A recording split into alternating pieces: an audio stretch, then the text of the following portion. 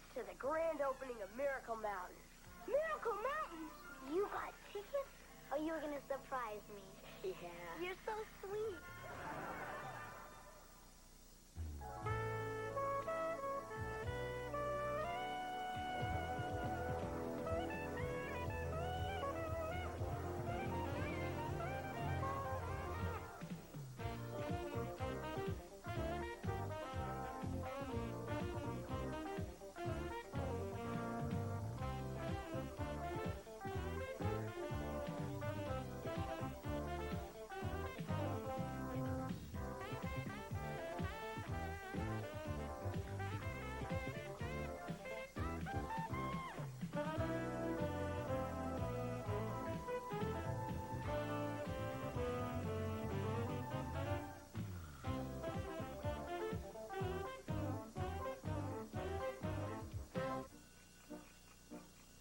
Dear Pen Pal Danny, boy, was I glad when I found out you were a guy.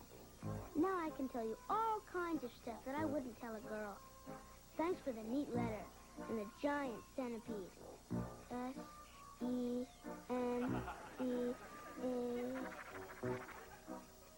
Bug with a lot of legs.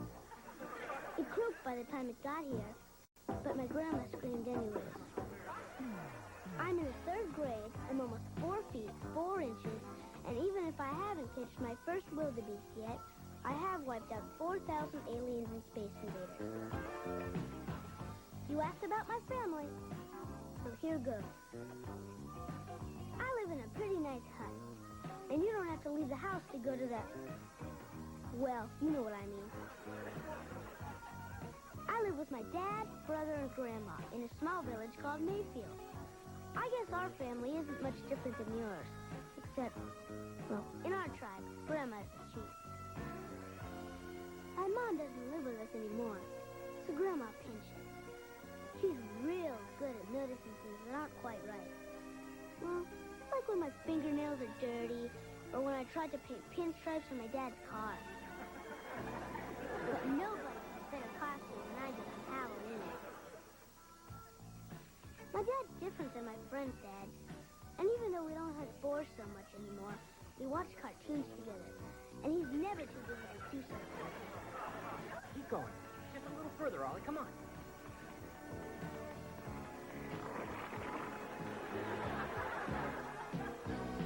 We almost have as much fun as when you and your dad tie those vines to your feet and dive off that tower.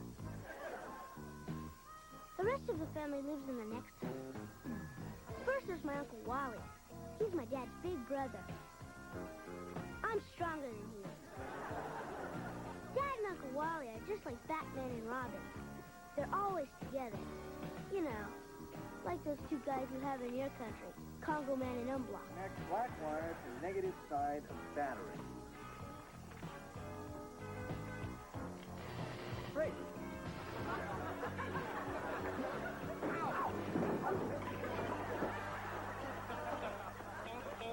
My cousin Kelly is my friend, even though she's a girl. But enough about her.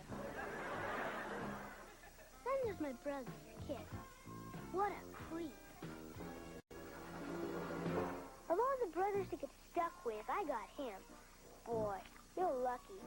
With 17 brothers, if one's a chowderhead, you can always move on to the next one. What's weird is, my brother wasn't always so bad. You know, even a few weeks ago, I used to think I liked him. Oh, quick, get up! Come on, get up! No! Don't let the whistle get me! No! Oh. I was dreaming I was back at our Aunt Martha's 90th birthday party. Quick, get up. Wait till you hear this. I got the best news in the world. Freddie Haskell's moving? Better. They lowered the driving age to 9. Come on, get up. I can't. I'm not wearing any bottoms. It's okay. We're brothers. Oh. Hey, what's that behind your ears? Probably just dirt. No. 2 tickets to the grand opening of Miracle Mountain. Miracle Mountain? You mean that place with the parachute drops and the runaway bobsled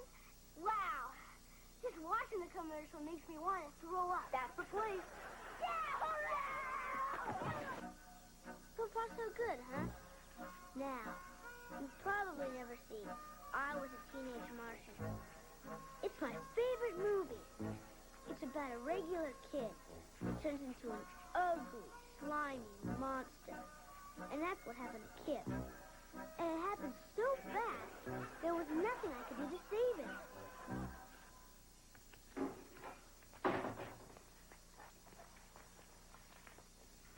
What are you doing? Putting gel in my hair. How come? So it'll look good.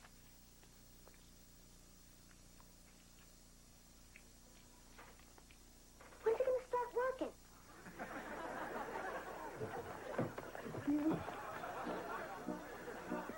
I thought it was bad, but I didn't think it'd come to this.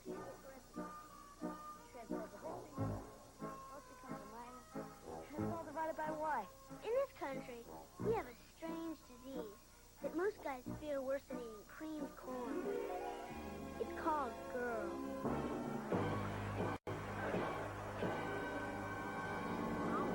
Something? Freddie Haskell's starting a big football game, and he says if you play, he'll let me watch for free. Can't. We're doing homework. On a Friday? But you told me no one does homework on a Friday. If you want to play football, Kip, I'll understand. We have the rest of our lives to study together. No, this is more important. It's like you said. If I don't get good grades, I won't get into college. And if I don't get into college, I probably won't be able to be a doctor.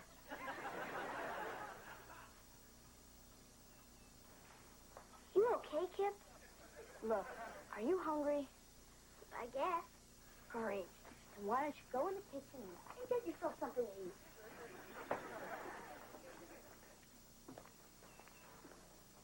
Good timing, Oliver. I'm making a chocolate cake. You can lick the frosting bowl. No, thanks. No thanks. You feel all right? I'm okay, but I think something's wrong with Kip. Why do you say that? Because he's out there with some goofy girl. What makes her so goofy? Lots of things. She's always playing with her hair. She's got funny-looking socks on, and she's warping my brother's mind.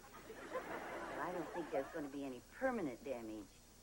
And I'm sure when you get to be his age, you'll understand the way Kip feels. You mean it's not just a phase he's going through? Oh, it's a phase.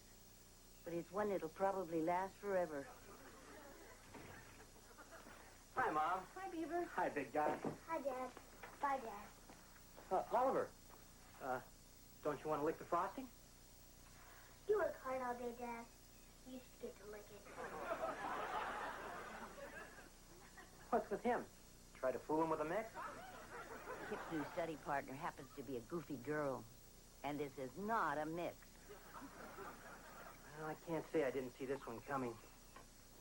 This is going to be awfully rough on Oliver. Oh, in a couple of weeks, he'll have forgotten all about it. I don't know. I still remember the first girl that Wally threw me over for. 4'6", ankle bracelet, face like a flounder. Penny Jameson. You know, I saw her last summer in the supermarket parking lot. I was still tempted to let the air out of her tires.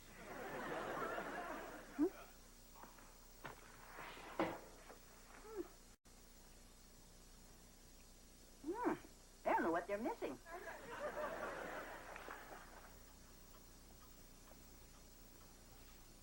I thought you scholars might like a piece of cake. Oh, no, thank you, Mrs. Cleaver. I'm watching my complexion.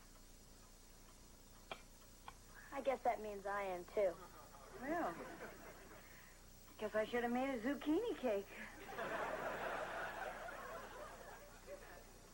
Now, where were we? Did you hear that Frankie and Donna broke up? What a waste. They were going steady 2 whole weeks. Yeah.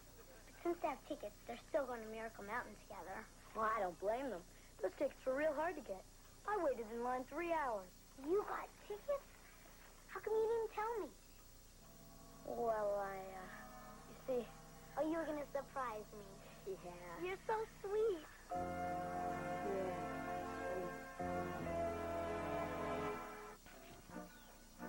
Well, pen pals, see what I mean? The enemy has taken control of my brother's mind. What little there was of it. Hi, Uncle Wally. You busy? No, I'm stupid. Next time I'll pay the $20 to have the burglar alarm installed. What can I do for you? Well, I kind of got a problem.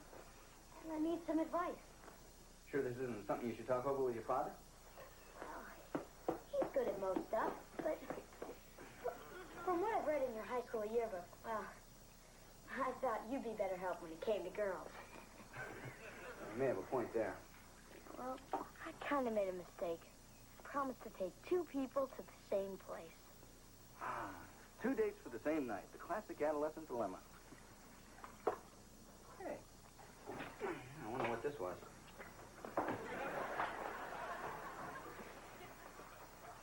What am I going to do? Well, the only decent thing to do is take a person that you asked first. Yeah, but the other one's so much better looking. Well, it sounds to me like you've already made up your mind. You don't want advice, you want approval. Can't give you that. But whoever you decide to leave behind, just be honest with them. It may be a little bit rougher on you, but you owe them that much.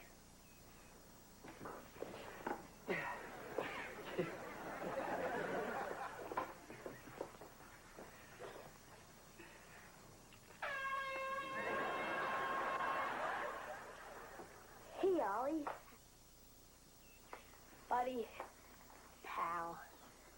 Friend. I got a favor to ask. Is this the kind of favor where I get blamed for something you did? No, it's nothing like that. It's about those tickets to Miracle Mountain. Boy, I can't wait. That's going to be the greatest night of my whole life. Well, you know they're sold out, right? Yeah. And I only have 2 tickets, right? Yeah.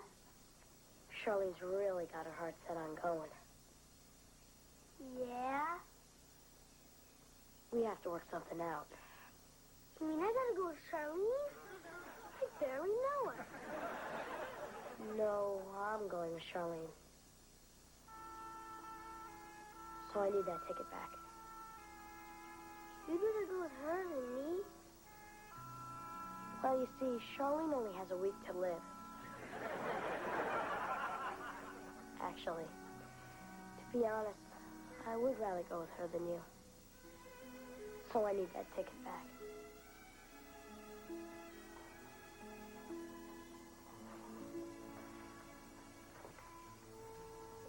Are you sure?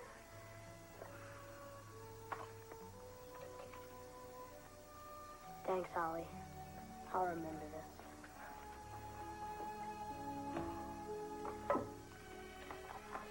Yeah, I'll remember it too.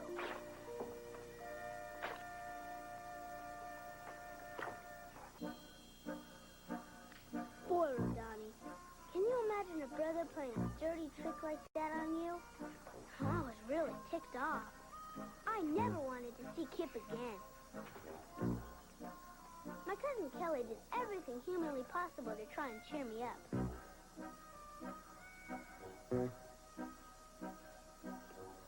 I wish she was better at it. Hey, Ollie. What you doing? Seeing how much string is inside this softball? What good's that gonna do? It's Kit's softball. Finally, the big night arrived. She might have had her claws sunk in it. But I wasn't about to give up without a fight. Hi, Charlene. Oh, how sweet, Kip. You didn't have to spend money buying me flowers. Don't worry, he didn't. My grandma picked him out of the garden this afternoon. What does it matter? It's the thought that counts. I've been so excited about this, I can hardly believe we're going. Me too. We're gonna have to wait a few minutes. My dad lost his car keys. The last time we lost them, we almost missed Kip's ballet recital. Will you get lost? Oh, your little brother. They're so cute at this age. You must not have one. This is going to be such a great night. I never let this out of my sight. Yeah, I've been carrying mine around inside my shoe. That way I not only know where it spiders all the time, but I can feel it. Even though it smells kind of weird. Are you sure you know where your ticket is? Sure, I'm sure. Dad thought he knew where his keys were, too. Ollie, you did something with my ticket. I'll tell Dad who took a bath with a stopwatch. It's right here. You didn't touch it. I never said I did. You leave us alone now. It's my house, too. Oliver, your history. Dad, Dad! Hey, leave your brother alone. I'm finished getting dressed. Did you find your car keys? I sure did. They were in the freezer. How they got there, I'll never know. I wonder. Anyway, let's shove off. Kip, wait a minute, honey. I want to get a picture of you and Charlene before you leave. Grandma, do we have to? Oh, don't be silly. It's only going to take a second. Come on now. We'll get closer together. Okay, ready? 1, 2, 3. If I couldn't stop Kip from going, at least he'd always remember I tried. Well, Rodani, that was 3 hours ago, and Kip still isn't back. I hope Yuani, Koza, Yorubi, and... heck. All your 13 other brothers are nicer to you than Kip is to me. Your pen pal, Oliver Cleaver. Oh, P.S. Please send instructions for that tiger pit. Camp, how's it going? Come on now, time to hit the sack. Let's go. There we go. Good night, son. Good night, Dad. Dad, how come you didn't make Kip give me back my ticket to Miracle Mountain? Oliver, what Kip did was wrong. But if I made him give that ticket back, he'd have been doing the right thing for the wrong reason. But I still would have gotten to go. Yeah, but you wouldn't have had any fun because he wouldn't have had any fun. But how could he have been so mean to me? Oliver, it's kind of like you have two brothers. One good and one bad. One does all the things you want him to. And one would rather play with the other guys. Or girls. Exactly. But what you have to remember is there's a little good and a little bad in all of us. Give Kip a chance. I'm sure Charlene's not going to get in the way of what you and Kip have as brothers. Get some sleep, son.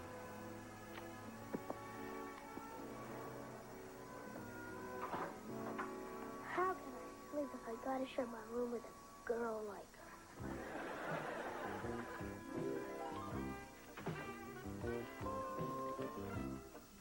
It was great.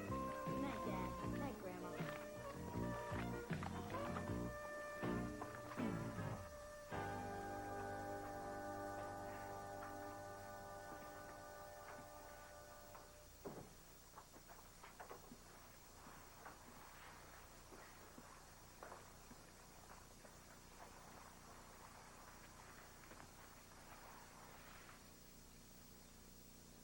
You awake?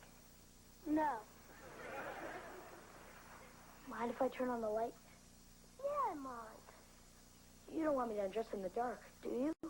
Yeah, you might hurt yourself. Want to hear what happened tonight? I don't want to hear what kind of a great time you had with Little Miss Muffet. That's just it. I didn't have such a great time. Yeah? You get there, see? There's all kinds of awesome stuff going on.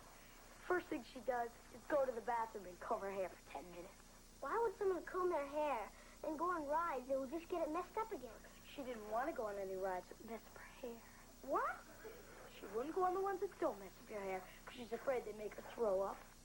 That's what they're supposed to do. She wouldn't go on the bumper cars, afraid she'd break a nail. She wouldn't get near the shooting gallery. Afraid it hurt her ears? Can you believe it? Oh, man, what a dud. But we did go in the tunnel of love. She kissed me. I'm sorry. You know something, Ollie? I blew it. Should have taken you. You can go to the neatest place in the world, but if you don't take the right person with you, you might as well not go. I was the right person, huh, Kip? You sure were. But I was thinking of you, though. Wow, a dinosaur! You bought this for me? No, I won it for you at the Knock Down the Bottles booth. 3 tosses for 25 cents. This only cost you 25 cents? Well, actually, after $7 worth of trying, the guy felt sorry and gave it to me. Kid, you're the bestest brother ever. You're not a bad little brother yourself. I'm gonna get ready for bed. Oh, Kid, what's up with us? What was that?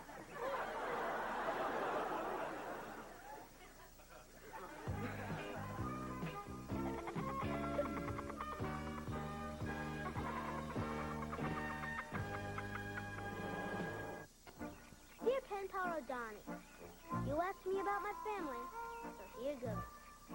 Let me tell you about Kip. He's more than just my brother. He's the smartest, bestest-looking, coolest brother a guy could have. And I wouldn't even trade him for 16 other brothers. We like the same junk. We do everything together. Next week, he's even taking me to Miracle Mountain. Unless he falls for another girl.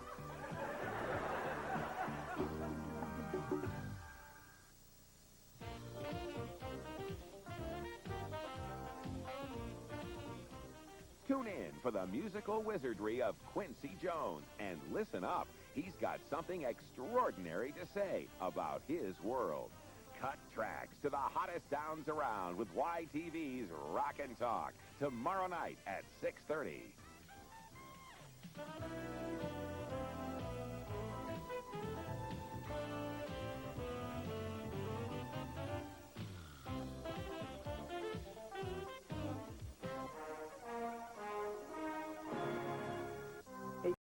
Is the one to gain each other's respect. And sometimes along the way, the strangest detours take us exactly where we want to go.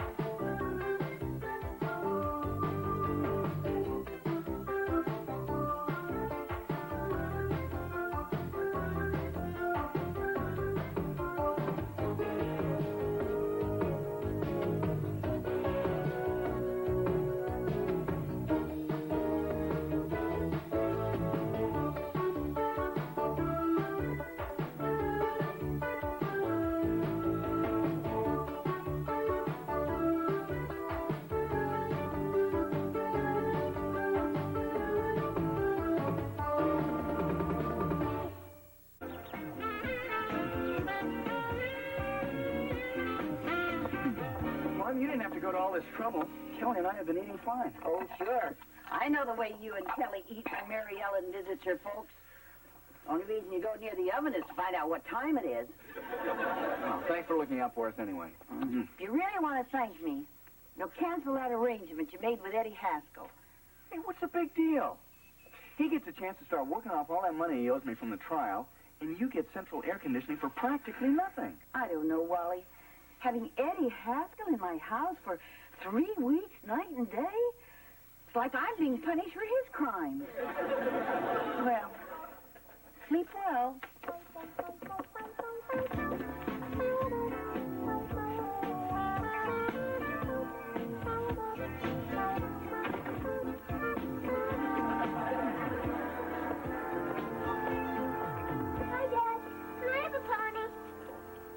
think so. How about raising my allowance a quarter a week? Nice try, hon. Well, it worked for JJ. You mean she really got a raise in her allowance that way? No, she got a pony.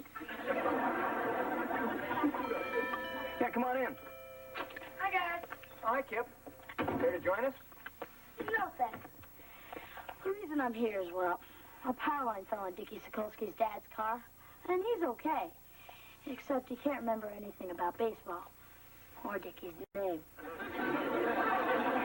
So we sort of need a new coach. How about it, Uncle Wally? Look, as much as I'd like to... We're already in the playoffs, and if we win our next game, we'll probably be playing Freddie Haskell's team, the championship. Well, I'm flattered that you asked me, Kip, but, I've given up coaching for good, I'm afraid. What? It was my soccer team that put him over the edge. We didn't win a single game. Even the fish market took their name off our jerseys. I'm just burnt out. My work suffered, I neglected my family. But most of all, he hates to lose. So I think you're just going to have to keep looking. Hey, can't your dad do it? My dad? The Beaver? Well, sure. He knows the game inside out. I know he played when he was a kid. But you went to spring training with the White Sox. But he's your father. Kip, a game only lasts a couple of hours.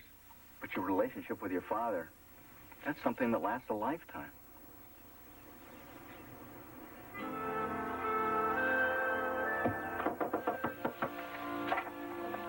I just got off the phone with George and Wood.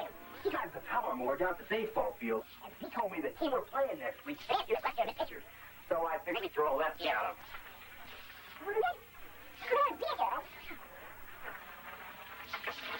have a left-handed pitcher. Oh. Maybe we could trade that little fat first baseman for one. Can't trade it, Ali.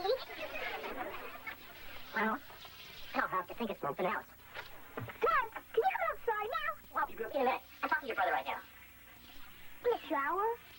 I'll be out in a few minutes. But Dad! In a minute, son. Dad, I'm really glad you're going to be helping the team. Ah, thanks, Kip. You know, this may sound dumb, but when you get to be my age, well, there's not much father-son stuff a guy can do without your friends thinking you're going soft on them. I know. That's why I'm glad you asked me. Okay, Ollie. We can play now. No time for that, Dad. You see, I was getting my lunchbox out of your car because I looked past a Twinkie in it, and the next thing I knew, it kind of rolled into the street. Well, I hope you didn't eat it. No, Dad. Not the Twinkie. Your car.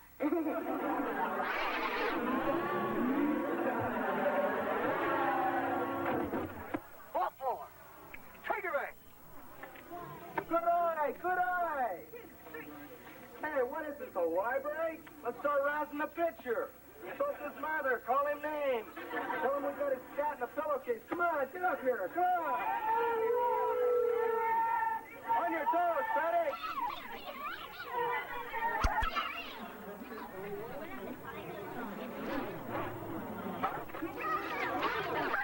Freddie, all right there.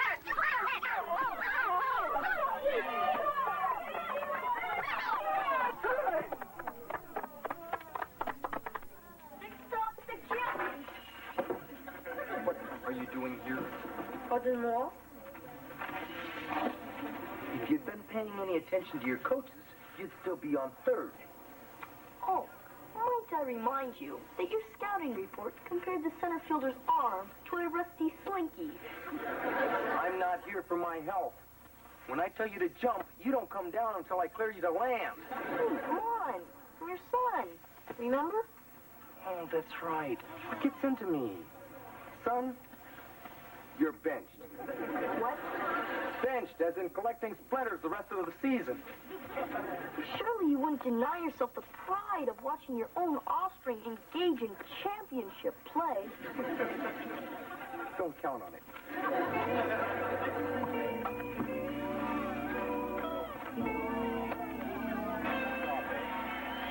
Big hand off. Green, come on, come on. Yeah, you see, Blade. Come on, Coach. Now do you think it's time to go back to a four-man?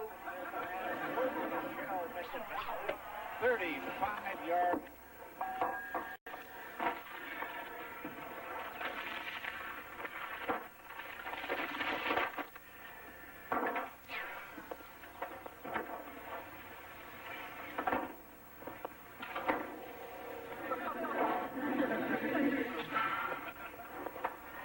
I don't know. Maybe I should start a garden.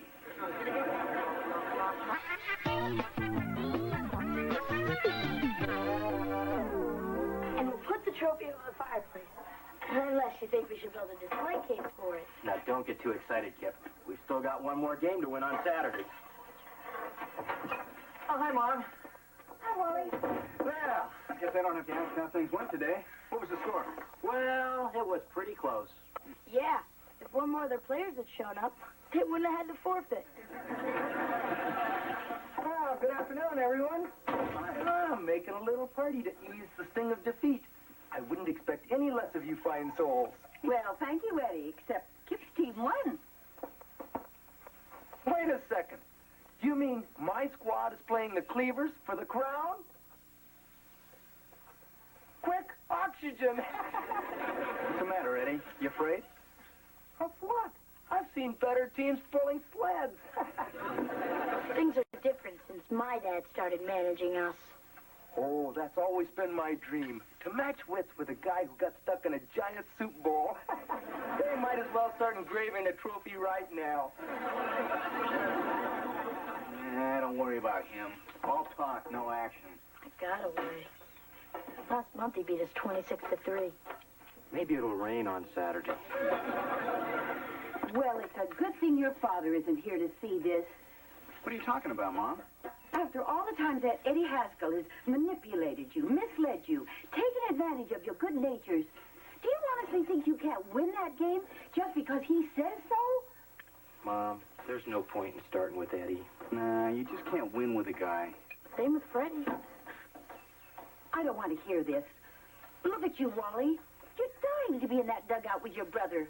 You're so afraid of losing, you won't take a chance of going in there and trying to win. Beaver, wouldn't you once just like to button that Eddie Haskell's lip? More than anything.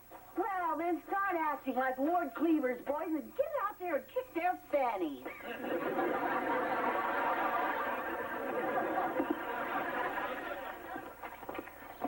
You know something, Eddie? For 30 years, you've been like a thorn in my paw. But come Saturday, I'm going to rip you out with my teeth. Not much in the metaphor department, are you, Beav? Metaphor department, I'm on a roll. That's it, Eddie. All you've done your whole life is make people miserable. Well, come Saturday, you're going to be down on your bony knees begging for mercy. I'm with you, Beav. The Haskells have cackled at the Cleavers for the last time. Yeah!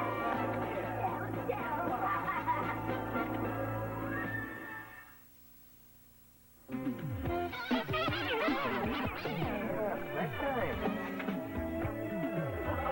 Yep, door works good now. That's it, you sports. Well, Mr. Haskell, what a coincidence finding you here. Freddie was just saying how he wished his father were around so he could share his good news with him. Right? Yeah, what he said. Well, I'll just leave you two to have a pleasant father and son talk. Okay. Olive? Oh, no thanks. I had a big lunch. Sir, I thought you'd appreciate my bringing this to your immediate attention. Hey, you got a 92 on the science test. That's out of 100, right? But of course, sir. Yeah, very good. Make a copy of this, mail it to your grandmother. Maybe she'll send you a couple of bucks. Good suggestion, sir. I do hope this stunning academic achievement has inspired you to reconsider my playing in Saturday's game. Play. You're lucky I let you keep your uniform. But, sir, what about my test? What? You want me to name a sandwich after you? Son, I'm doing doing this for your own good. The real world's a rough place out there. I'm just making sure you're ready to face it.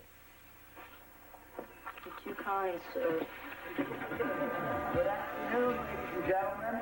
Welcome to the Mayfield Youth Baseball League Division A Championship. Today's contest is the undefeated Mayfield Tigers, coached by Eddie Haskell, against the Cubs, coached by Theodore the Beaver Cleaver. Here we are.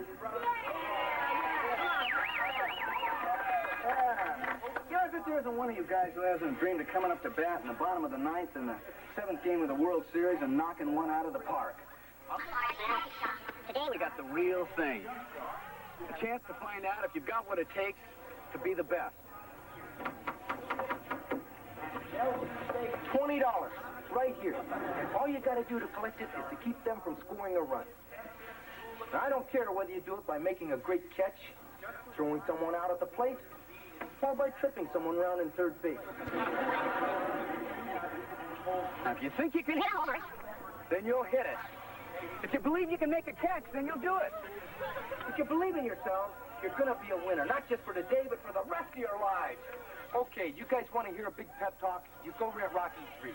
All I got to say is you deserve to be here today, and I've really enjoyed coaching most of you this season. So come on, guys, let's get out there and win.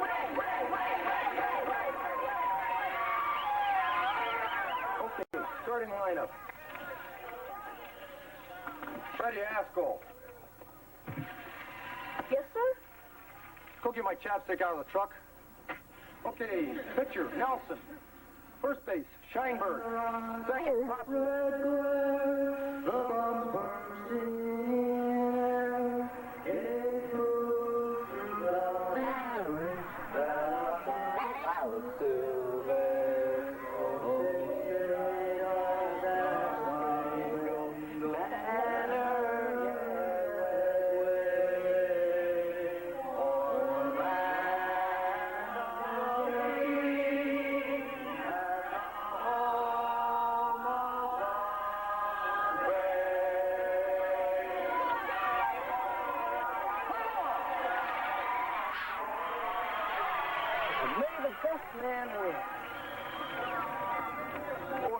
plays the best.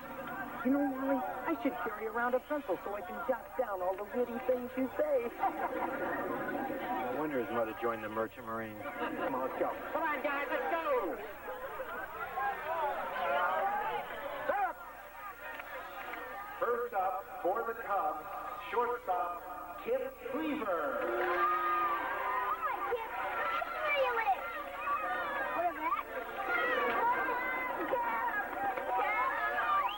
Wait for it. You can do it. You can do it. Come on. Here we go. Here we go.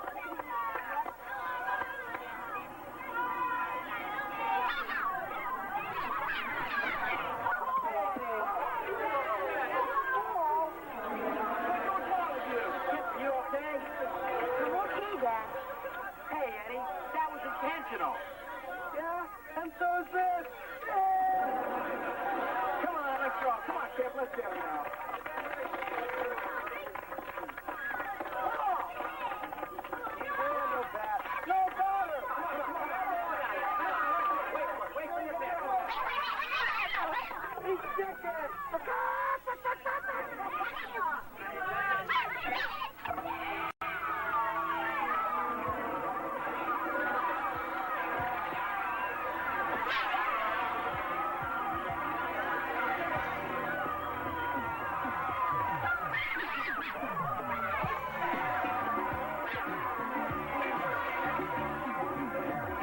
That's my grandson, and it isn't even his best sport.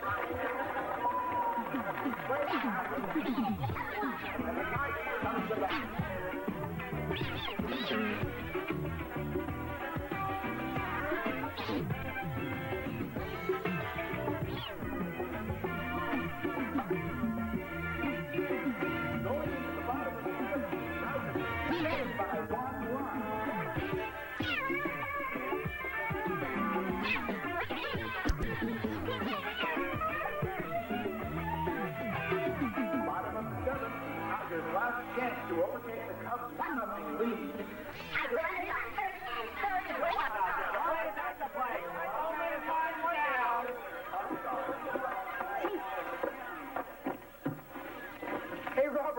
you think you're going? You're up to bat, you lunkhead. Look, Coach, I'm really late. I got split. So what's more important than this game, pray tell? My great aunt's funeral. So another 5 minutes won't make any difference to her. That's the trouble with you, Robert. No sense of priority. Going to Beaver. We are awaiting word on who the hell will be.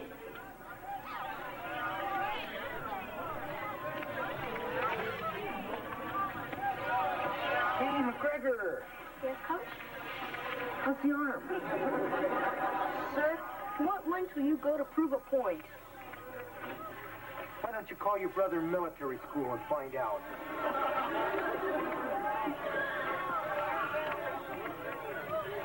All right, go ahead. At least we'll have somebody to blame when we lose. Skating for Dylan Roberts, number 9, Frederick Castro. Hey, Freddie, let's walk him. Come on, he's a hassle.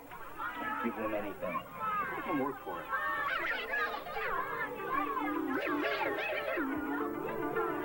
on, Freddie.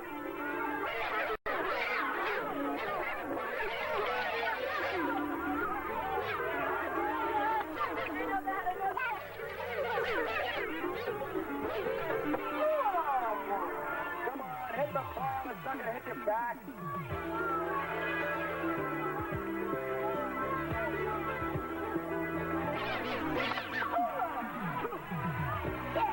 One more. Come on. Come on, you got it. Come on.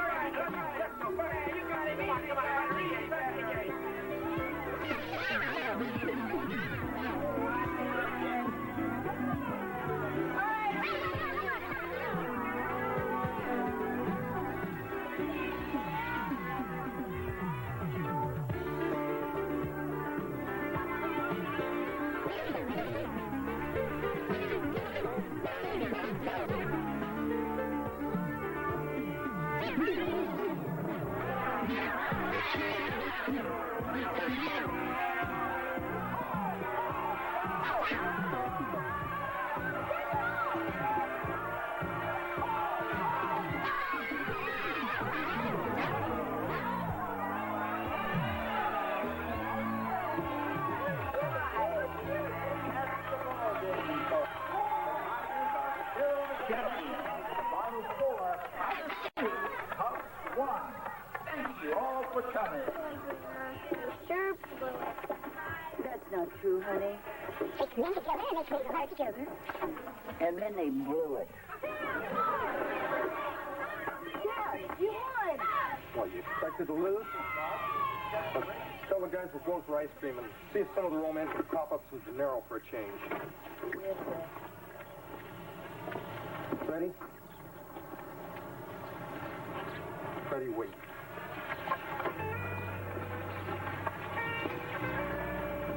I'm very proud of you, son. You've never said that to me before, sir. Well, there's been a couple of times I've wanted to. Look, I don't express myself well with words. Would it make you real uncomfortable if I Hugged me? how something like that?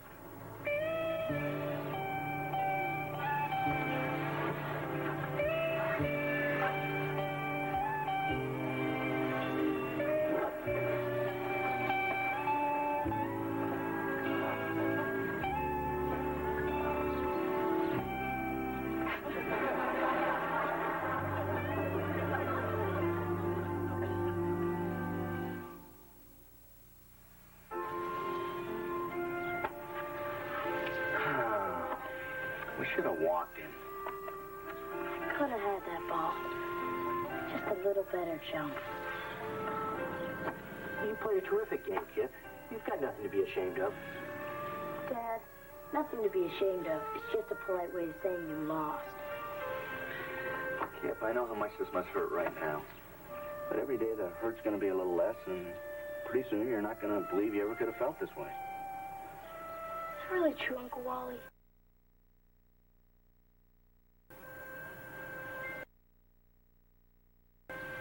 No. Hey, that was some game, huh, guys? Go ahead, Eddie. Start gloating. I'm ready. Hey, what are you talking about? Your team was in control all the way. And we just got lucky. Sometimes that happens with a better team. Could have gone either way, guys. Yeah, you guys did a great job with that club. You deserve the trophy, not us. No, you guys went fair and square. That was a great hit, Freddie. Not like the ball you put out of the park. Did I see your dad hug you? No, I was just choking on a piece of hot dog. Hey, why don't you guys invite your team to join us for some ice cream? My treat. Well, that's a nice gesture, Eddie, but I insist on picking up the tab. Okay, if you insist, then thanks, Coach. See you there. What a rotten trick. Turning into a good sport. Now I can't even get the satisfaction of hating him. Yeah, you just can't win with a guy. Oh, well. Maybe next year.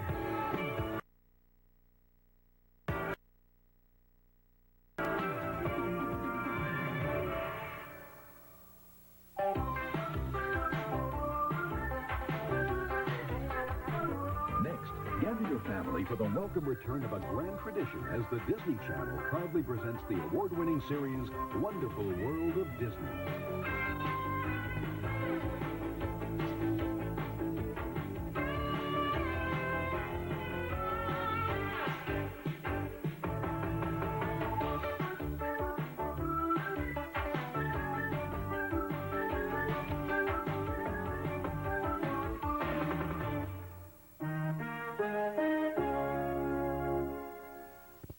Leave it to Beaver. No, Kelly.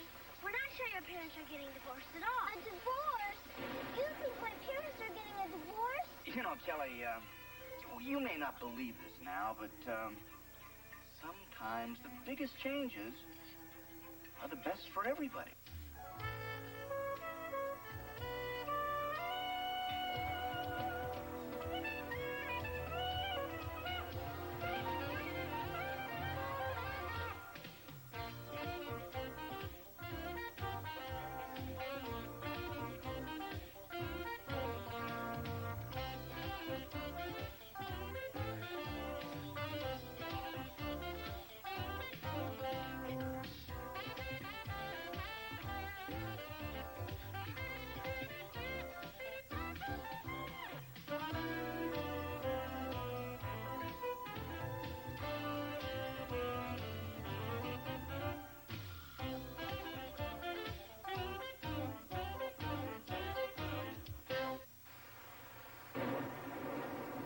Thanks for the granola bar, Ollie. You want another one? I don't like them anymore since I found out they're good for you. Look at this ring in my hair. I can't walk into school looking like this.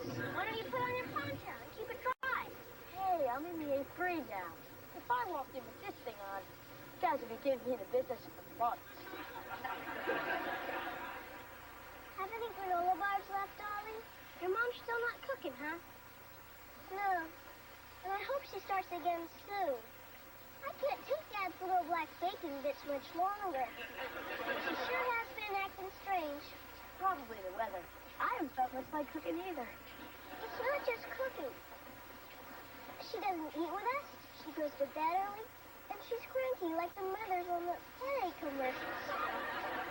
Your mom goes to bed early, huh? Way before Dad. Before, they used to sit on the couch after dinner, and he'd nibble her ear and play with her toes. But they don't do that gross stuff now. Yeah, our parents used to do that kind of stuff too until... Until what? Did I ever show you my appendix scar? Until what, Oliver? She wasn't staying easy. Just a kid. Yeah, just a dumb kid. Something's going on here. No, nothing. Right, Ollie? Right, Ollie. I mean, Kip. I mean, nothing. See how dumb I am. It's wrong, isn't it? We're not sure. Are we, Ollie? No, Kelly. We're not sure your parents are getting divorced at all. way to go, Ollie. A divorce? You think my parents are getting a divorce? Kelly, we're not trying to get you all worked up. She said our mom used to do jokes like that before they split up. I don't believe you guys. My parents are not getting divorced. That's exactly what we said. Even after that night when she threw baked potatoes at us. Would you guys cut it out? There's nothing wrong with my family. You're right, Cal. There's nothing wrong with your family. But if there was, how would I know for sure? Well, our parents told us at a fancy restaurant. I guess they figured we wouldn't scream or nothing. There's Lumpy. Let's go. Geronimo!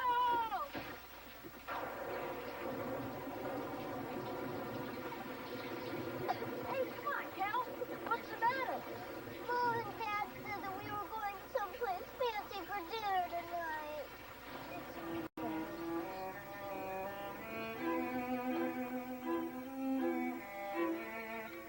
Honey, Kelly knows something's up. She's been acting strange all day.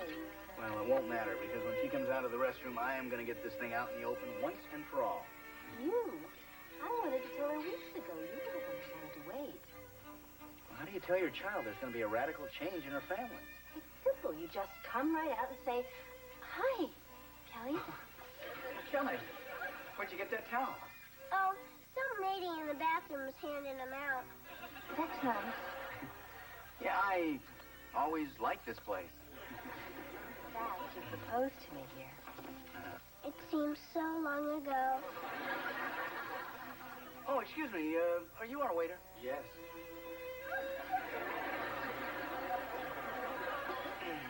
They're very busy here.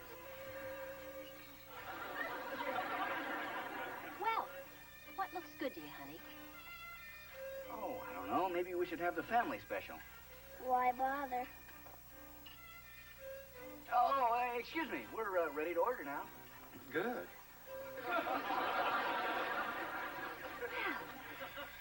Look at her all dressed up. She's such a big girl. Yep, she's our big girl, all right. Our big girl. In fact, you're such a big girl that we can talk to you about anything now. Because you're such a big girl.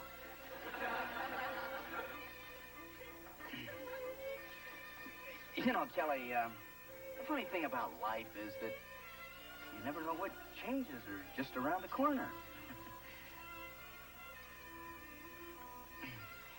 You may not believe this now, but sometimes the biggest changes are the best for everybody. Does that make any sense to you, honey? I'll be right there. No! You're getting a divorce. That's what you dragged me here to tell me. Please stay together, please. A divorce? No. Now, Kelly, Kelly, honey, we brought you here to tell you that we're going to have a baby. A baby and a divorce? How many lives can you ruin? Really, I don't know where you got that idea. Your father and I aren't going to get a divorce. We love each other. You mean you're really gonna have a baby? Yes. It's pretty exciting, huh? It sure beats getting a divorce.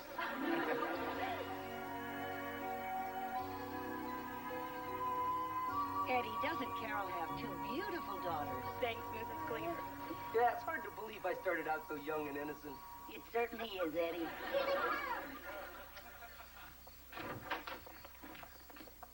Surprise! What's going on here? Well, Kelly had her surprise. Now it's your turn. Oh, honey, thank you. Oh. Peggy, thank you. Carol. Oh, thank you. Oh, Nina. Look at her, she's playing. Well, what's she supposed to do, make coffee? This is a Beaver. He wanted to be here tonight, but he had to stay late. He had to work on the Xerox machine. It's his training session. Nice.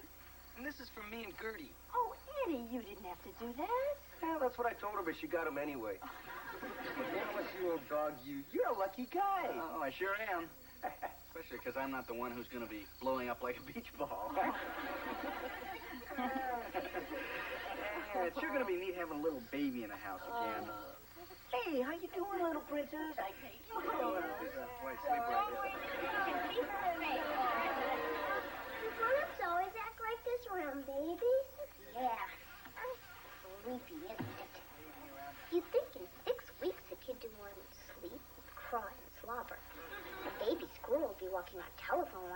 now. Don't you like having the baby around? I thought I would, but now that she's here, they don't even know I exist. Come on. You're probably just imagining stuff that isn't there. Like when Kip and Ollie thought my parents were getting a divorce. You might have been better off. Did you hear them? I've got all my teeth. I've had 2 years of ballet, and all they do is take pictures of Baldy. Hey, I still think you're cute. Thanks. I needed that. Things are a lot different now. Mom and I used to do things together, and I'm nothing but a built-in diaper changer. And by the way, make sure there's the disposable kind. Kelly, come in here, honey.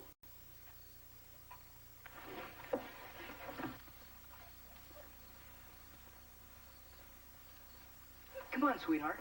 Sit down here. Here, I want you to see how much fun you're going to have. I'm not sure about this, Dad.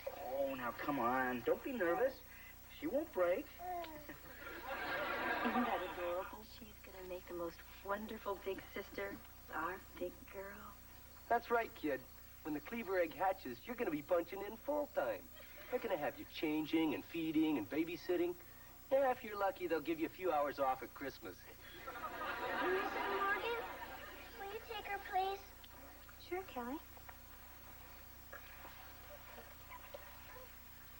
Thank you. Kelly, sweetheart, where are you going? I'm a big girl. I can go wherever I want.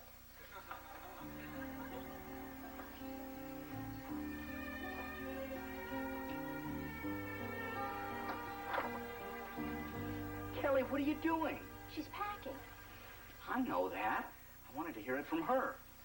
I'm just taking the important things now. I'll send someone for the rest later. Wally, she's serious. Stop her. Trying to stop her now will do more harm than good. Let's just go along with it for now. Could you please hand me my Snoopy Brats? They're over there. Well, I take it you've given this a lot of thought. Oh, yeah. It came to me on the way upstairs. Can I have a muffin, please? Oh, honey. Did you know Muffin's missing an eye? We're all having our problems these days. Listen, sweetheart, I know that our having a baby is a big adjustment for you. And if you feel that the way you want to handle it is by leaving, well, that's your right. Thanks. Could you please get me my rose knit dress? It's on the doorknob. Kelly, if you're going to take your rose knit dress, be sure to take your black patent shoes, too. Mary Ellen, I said go along with her, not pack for her. Well, I guess that's all. I'll be leaving now. Kelly, you're acting like a child. Good, Wally. Look, I still love you both, but I can tell things will just never be the same around here. I'll still come back every Monday for my allowance, if I'm still getting one. Well, of course. We wouldn't want to lose you as a dependent. Well, I guess you've made up your mind. Can we give you a ride to wherever you're going? No, I'm not going too far. If anybody calls for me, tell them I'm at Grandma's. Well, don't make yourself a stranger. Oh, I won't. And thanks for everything. You've been terrific. Our baby's gone.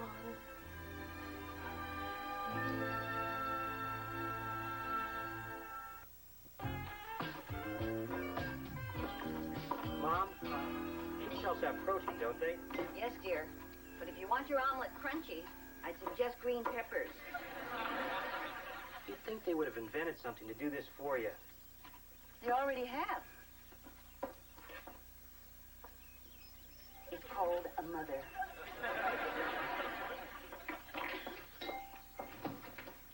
Is the coast clear? Wally, Kelly is confused and alarmed. Pretty depressed, huh? Oh, under the circumstances, I think she's doing fairly well. Fairly well? She's having the time of her life. Great. Mary Ellen and I are home worried she's crying her heart out, and she's over here dancing with a beaver. Maybe it's time for me to go floss again.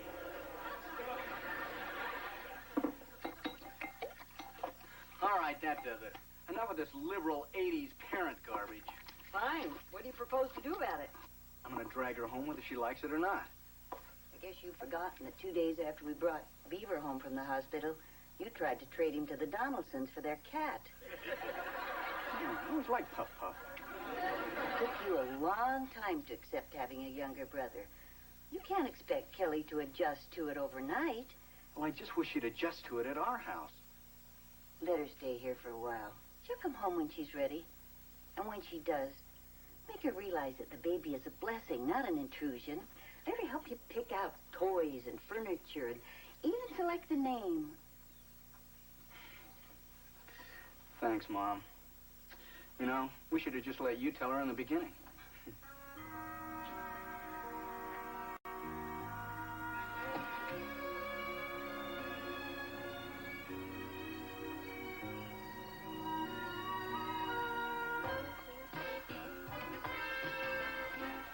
Community chest. How about that? I won second prize in a beauty contest. Ollie, you stop playing and put your stuff away. You heard Dad. We can all stay up later if the room's clean. It's not fair. No matter how late they let me stay up, you'll always get to stay up later. Look, Ollie, if you let me out of jail, I'll help you clean up. Deal. 2 more minutes left. Dad, how come Kip always gets to go to bed at 10:30, and I gotta go to sleep the same time the kids in Hawaii are eating lunch? Oliver, we've been over this before. Kip is older than you. And when you get older, then you can have more privileges. He gets all the privileges. Time's a wasting, guys. If you meet your deadline, then you can each stay up a half hour more than usual. Oh, and may Allah be with you. Hurry, Ollie. Then we can finish our Monopoly game. Yeah, and I could stay up later and watch videos. You don't even listen to the music. You just watch the girls. What a dodo. You're just jealous. Will you move it? Maybe I don't want to. Then I'll do it. I want to stay up. Time's up. No extra privileges tonight, guys. Sorry. There. Are you happy now? You're such a baby sometimes. I'm not a baby. You're right. You're a grubby little infant. Yeah? You're a goofy glob of nothing. Baby, baby, baby. Uncle Beaver, quick, they're covering each other. All right, guys, come on, right now. Come on, break it up, break it up. All right, guys, right now. He started it. I did not. Carrot Top did. All right, guys, now wait a minute. If you can't agree on anything, you can both just spend the entire day tomorrow in the house. But, Dad... No buts. Now, you had your chance.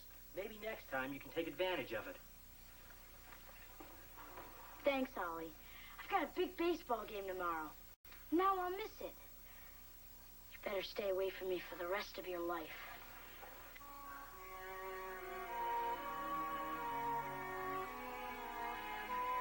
Boy, I felt sorry for Kip. Now I'm positive I don't want a brother or sister. All they do is cause trouble. Well, sometimes they do.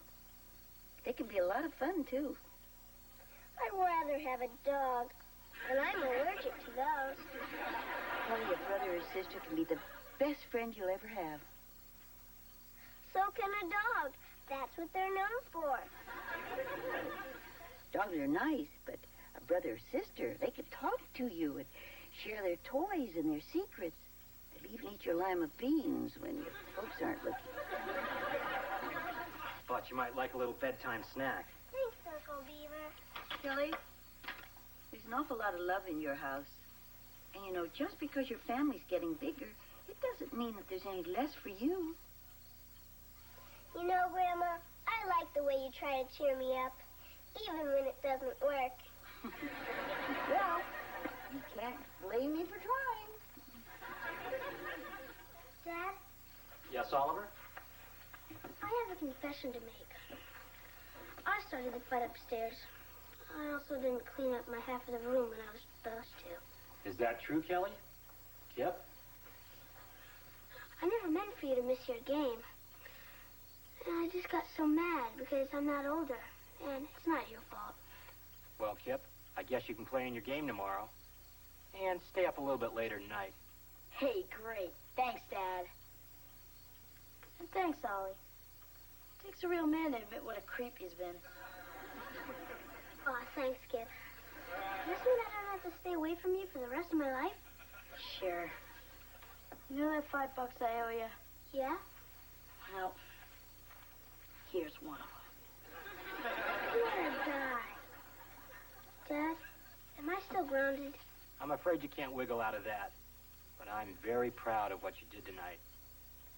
And I'm going to make sure you get back those other $4. Well, I guess the least I can do is go upstairs and pick up the stuff that's getting moldy. Wait a minute. I'll give you a hand. I love this father-son stuff. Boy, Ollie sure was brave. Sure was. I wouldn't touch any of this stuff under his bed. No, I mean about admitting what he did. Once in a while, a little goof will really surprise you. He was mean to you, and he got so mad at you. I sort of don't blame him for being mad. I do have it better because I'm older. He still does a lot of nice things for me, though. Like what? Well, once he wet my towel for me, so Dad thought I already took a bath. Really? Yeah. Then last year, when I wiped out on my skateboard and broke both arms, brushed my teeth for me. I guess a younger brother could come in handy. Especially when all my friends are busy. I always have Oliver to goof off with. He'll do lots for me a friend wouldn't, like that $5 he loaned me 3 years ago.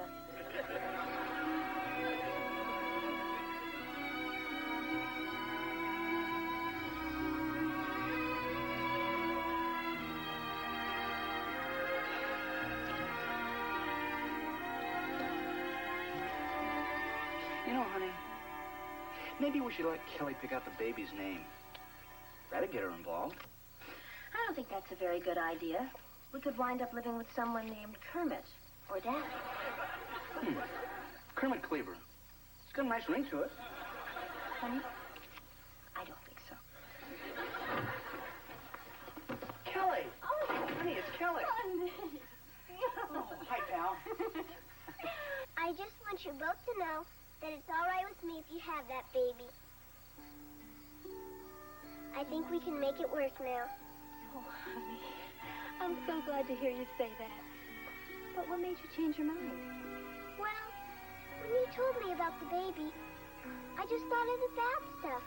I didn't think that maybe one day I might need somebody to brush my teeth for me. Well, it's time for me to go to bed now. Good night, Dad.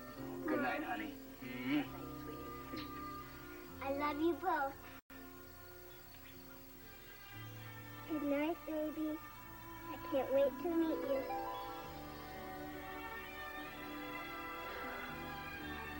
Oh, come here, you. We're glad you're here. Oh, you know you that? bet.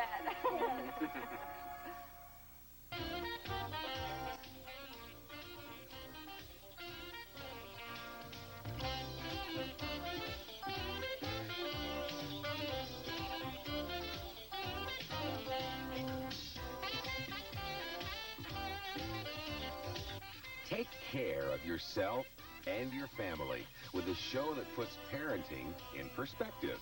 Join Debbie Van Keek.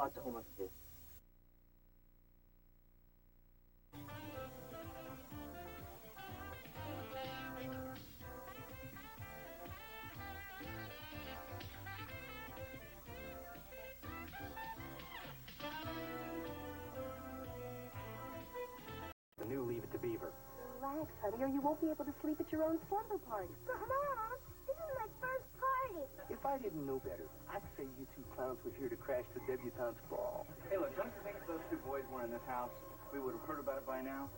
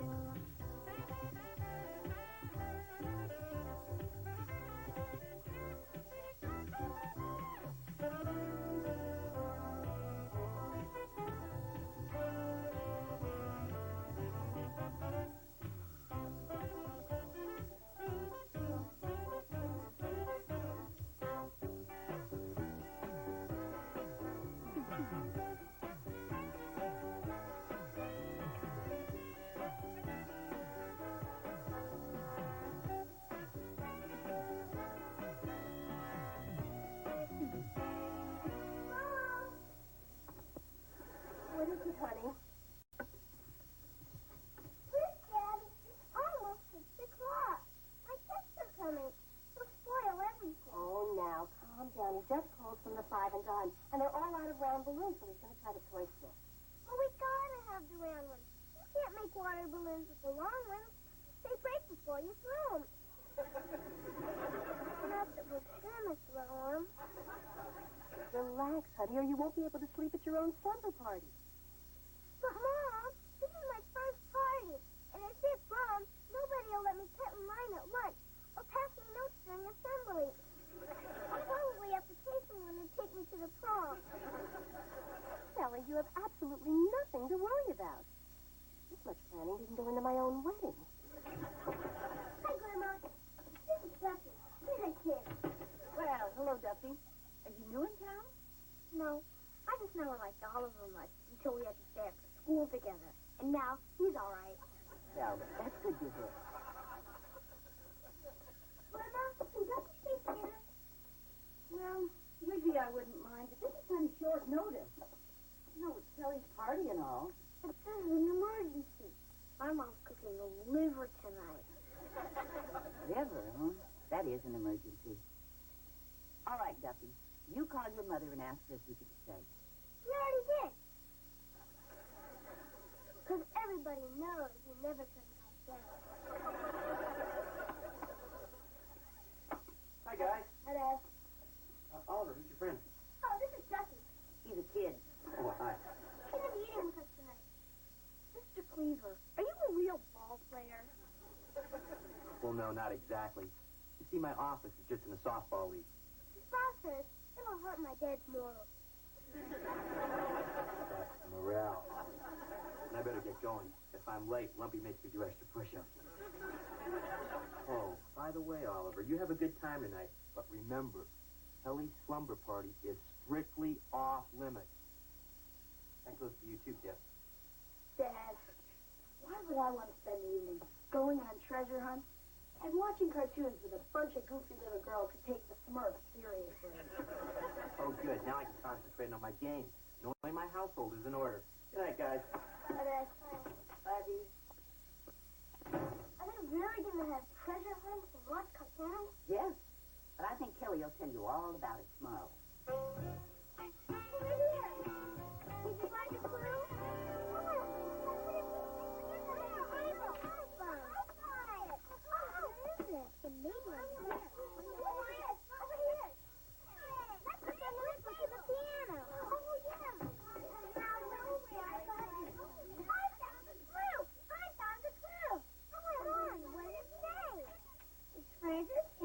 Something that begins with the letter C. Let's go look under the potato chip.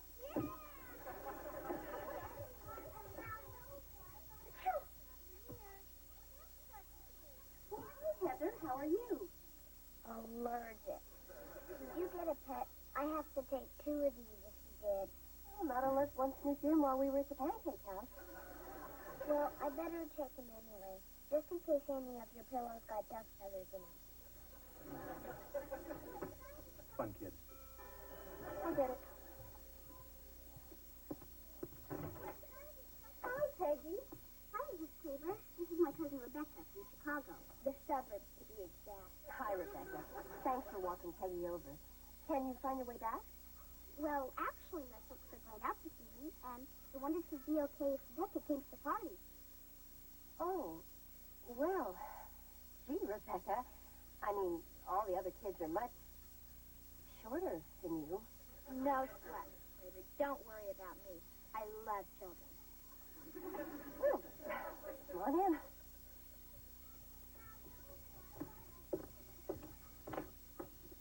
Kelly, honey, this is Rebecca. This is Peggy's cousin from Chicago. Would it be a problem if she stayed for the party? I guess not. Oh, it just means you get 9 little weenies to eat instead of 11. No problem. I don't eat meat. It trashes my figure. Well, come in. We're having a treasure hunt. If you look under stuff to start to see, we might find a prize.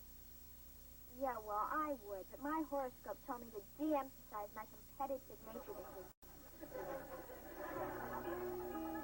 Would you like some punch?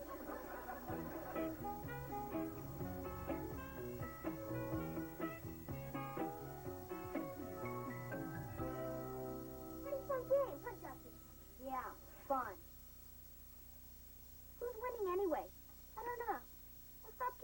an hour ago. Who was winning then?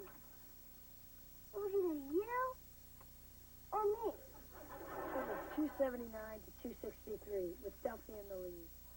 Thanks, Skip. Don't mention it. What do you want to do now? I don't know. What do you want to do? You want to throw rocks in the dryer? I know. We could pretend we're space rangers, stuck on the planet Rilo, surrounded by thousands of giant, angry lizards. Nah, we did that yesterday. That does it. Why don't you two rocket scientists stop talking and go out and do something with your lives? You know, Kip's right.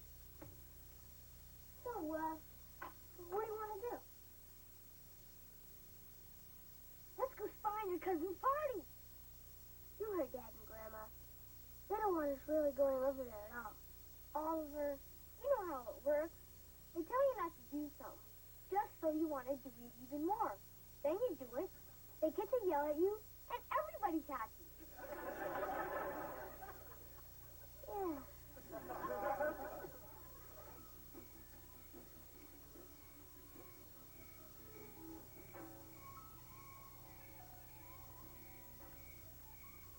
Duffy, I really don't think we should be doing this. We're not doing anything wrong. We're just trying to find that frog. It's not our fault he came over here. But you didn't have to throw him in this direction. I didn't throw him. I read about these rare flying frogs, and I want to see if he was one of them. Oh. There he is. All right, we got him. Yeah. Come on, Oliver. His dad said we couldn't go to the party, but he didn't say we couldn't look at it. I suppose it would be okay. But we better forget about what we saw as soon as we get back. Okay, go take a look. Oh, wow.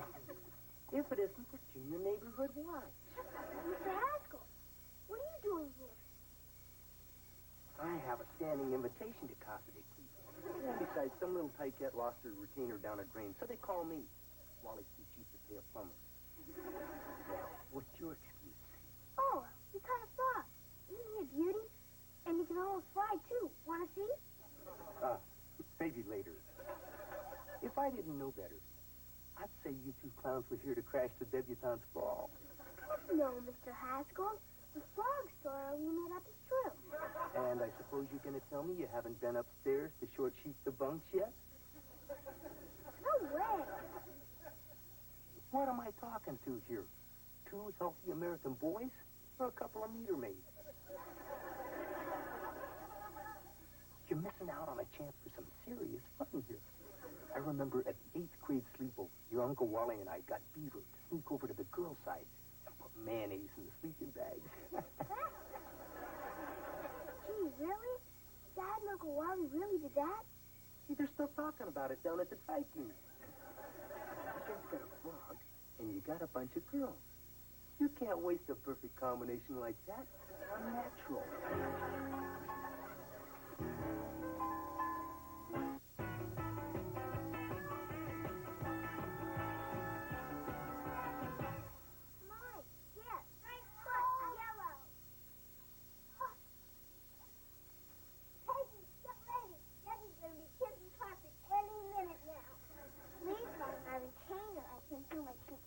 Already. Oh, honey, don't worry. We'll find it. Come on. Yeah, I think I can get it, Wally. But I'm worried about the electric wires near the pipe. You're going to have to cut the power. Yeah, okay. Hey, girls. Girls, don't be scared. We're going to turn the lights off for a minute. Breaker box is outside. Mary Ellen, you know what I could use? If you got some...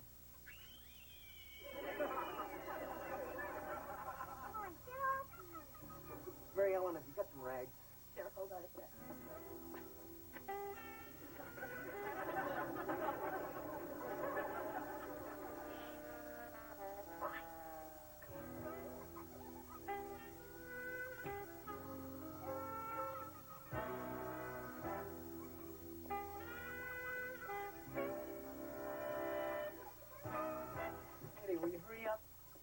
lighten up, Sam, huh? I'm not charging you by the hour. Come on, move it. I got a couple of little girls here. All right. I got it, Wally. Hit the light.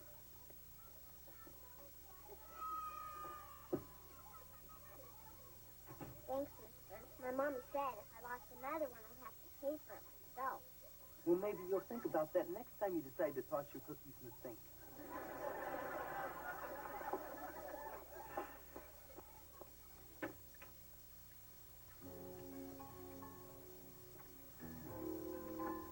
Wow. Look at all this gold junk. Yeah. Have you ever been alone in a girl's room before? Once. But I was with somebody. Well, this is fun. Let's go. What's the hurry? You heard what Mr. Haskell said. This is a night people are going to remember long after they've forgotten about it.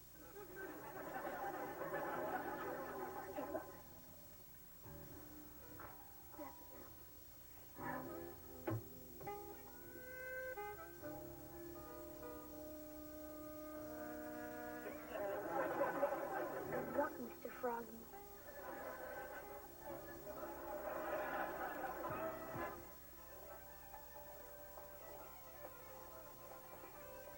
Who's that hairy guy with the guitar, Rebecca? That's drummer. Isn't he a hunk? Yeah, a hunk. What's a hunk?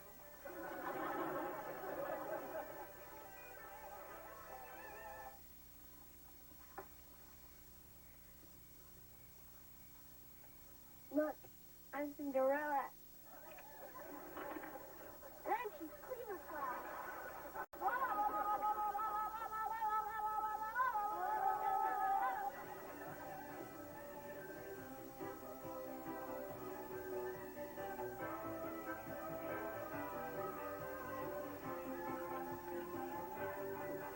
Honey, come here. You've got to do something about Rebecca. Well, honey, I think you're overreacting. She's different than the other girls, and I find her interesting. Do you remember the song, It's My Party and I'll Cry If I Want to? You would cry, too, if it happened to you. I'm on the case. Okay, girls, showtime. Yeah, I think you're going to love this. What is it? Is it a concert? Well, no, but there's a lot of good music in it. Oh, excellent. You got Rocky Horror. Oh, well, it's sort of a horror film.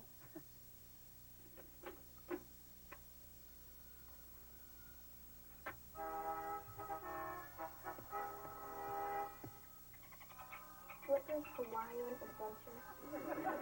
Don't worry. It starts a little slow, but it really picks up when he gets caught in the tuna net.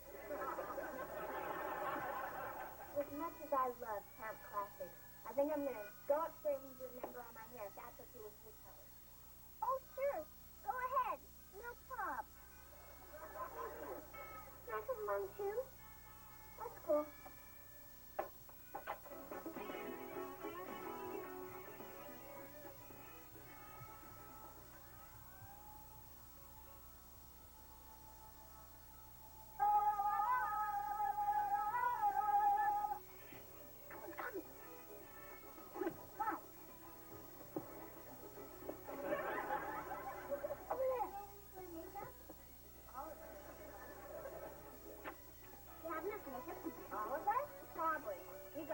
Small things.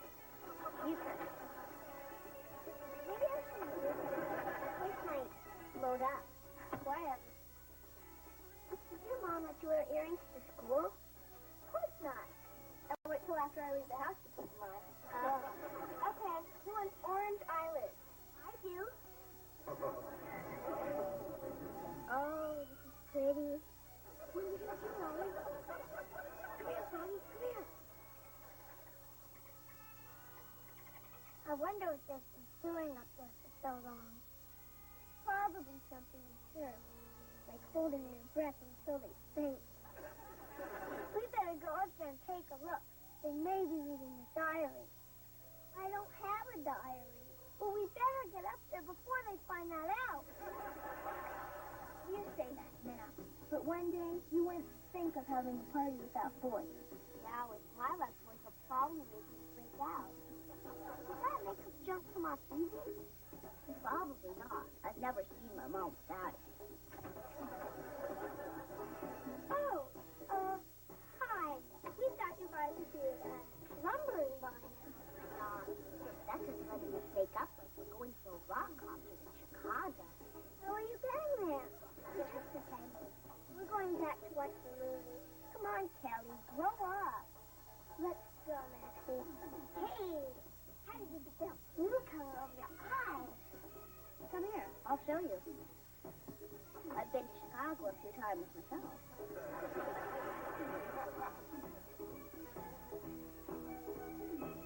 Rebecca, can you do something for me, too?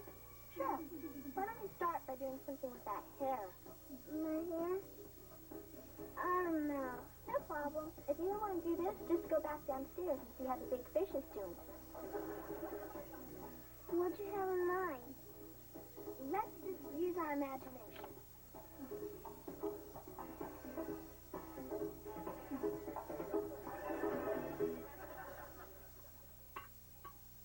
You know, I would have thought these teeny weeny weenies would have been a bigger hit. Yeah. Next time we'll have to try those teeny tiny tacos.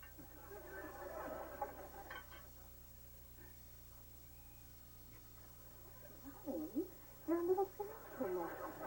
That's exactly why I'm kissing you in this room. There, I think I got it. Why don't you shake it and just...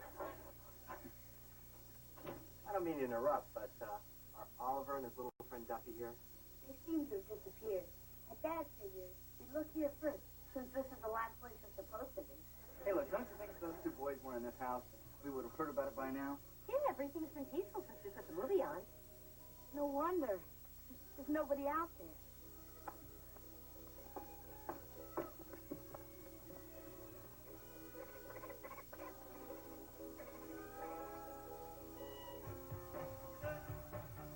That is so awesome. I love it. Wow, Kelly, you look different. I know.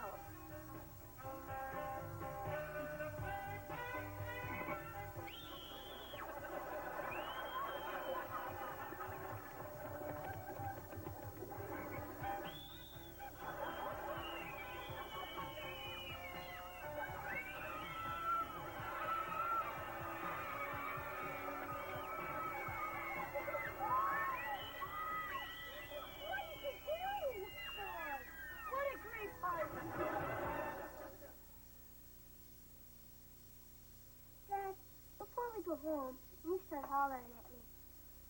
Can I say a few words to my Aunt Mary Ellen and Uncle Wally? Sure. You're entitled to one last request. I apologize for sneaking over. And even though you probably don't like Kelly's new hair as much as I do, she only did it because her friends ditched her party, and they started doing dumb things first. Thanks, Ollie. I wish I could say something to get you in less trouble. Don't feel bad, Kelly. It wouldn't make any difference.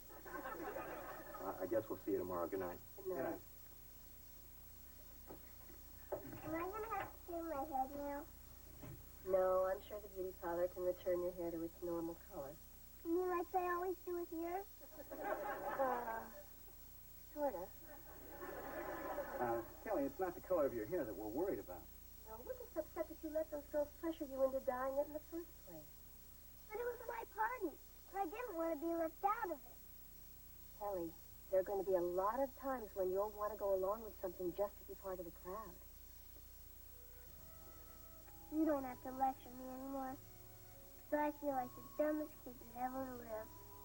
Well, maybe it's better that this happened to you now, so that next time when the gang says, hey, come on along, nothing bad's going to happen, you'll know better.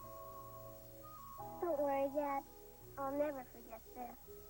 I'm going to be the only kid in Sunday school tomorrow morning who looks like a skunk.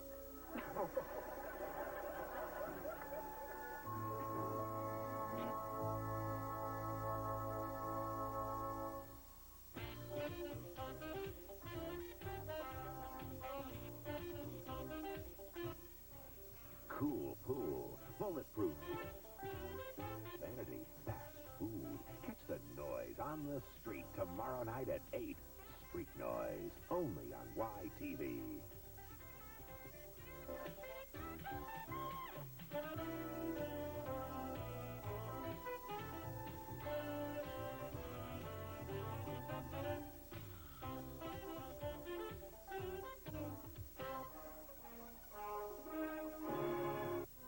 Episode of the new Leave It to Beaver. I showed very poor judgment, but I'll do better in the future. What future? You're fired. Let's go to lunch, son. Great news, everybody. I got fired. Oh, well, that is great news. Yeah, great. We knew you could do it, Dad.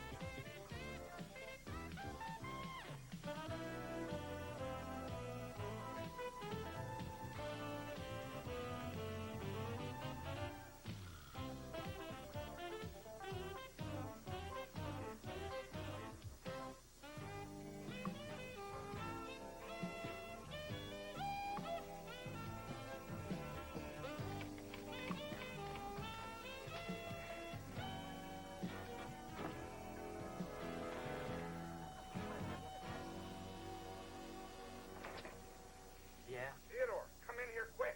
Oh, I'm sorry. Mr. Cleaver has just left for lunch. Papa! Gotta find Theodore Cleaver right away. Very important. I need to see Theodore. That's right. Okay. Theodore! Oh, my glad I caught you. Not now, Clarence. I'm on my lunch hour. Forget it. Daddy wants to see us right away. Why does he need me around to chew you out? No one's getting chewed out this time, Theodore. Matter of fact, if my hunch is right, he's going to treat us to the biggest lunch we ever ate. Your dad? The man who leaves company pens for tips? He just got off the phone with the Merrywell people, and he was very excited. They actually went for your proposal? Ooh, I still wish you'd let me look it over. Hey, this is my baby. I'm not going to share the glory with anybody. How's my tie look? I don't like it. Hi, Daddy. Come in, boys. Hello, Mr. Rutherford. I'm glad you're here. I just got the word on the Merrywell account. So soon? Yes, and I must say I'm surprised by what I hear. I've just got to know which one of you boys put those figures together. Well, Theodore and I have done some fine work together in the past. But this baby is all mine.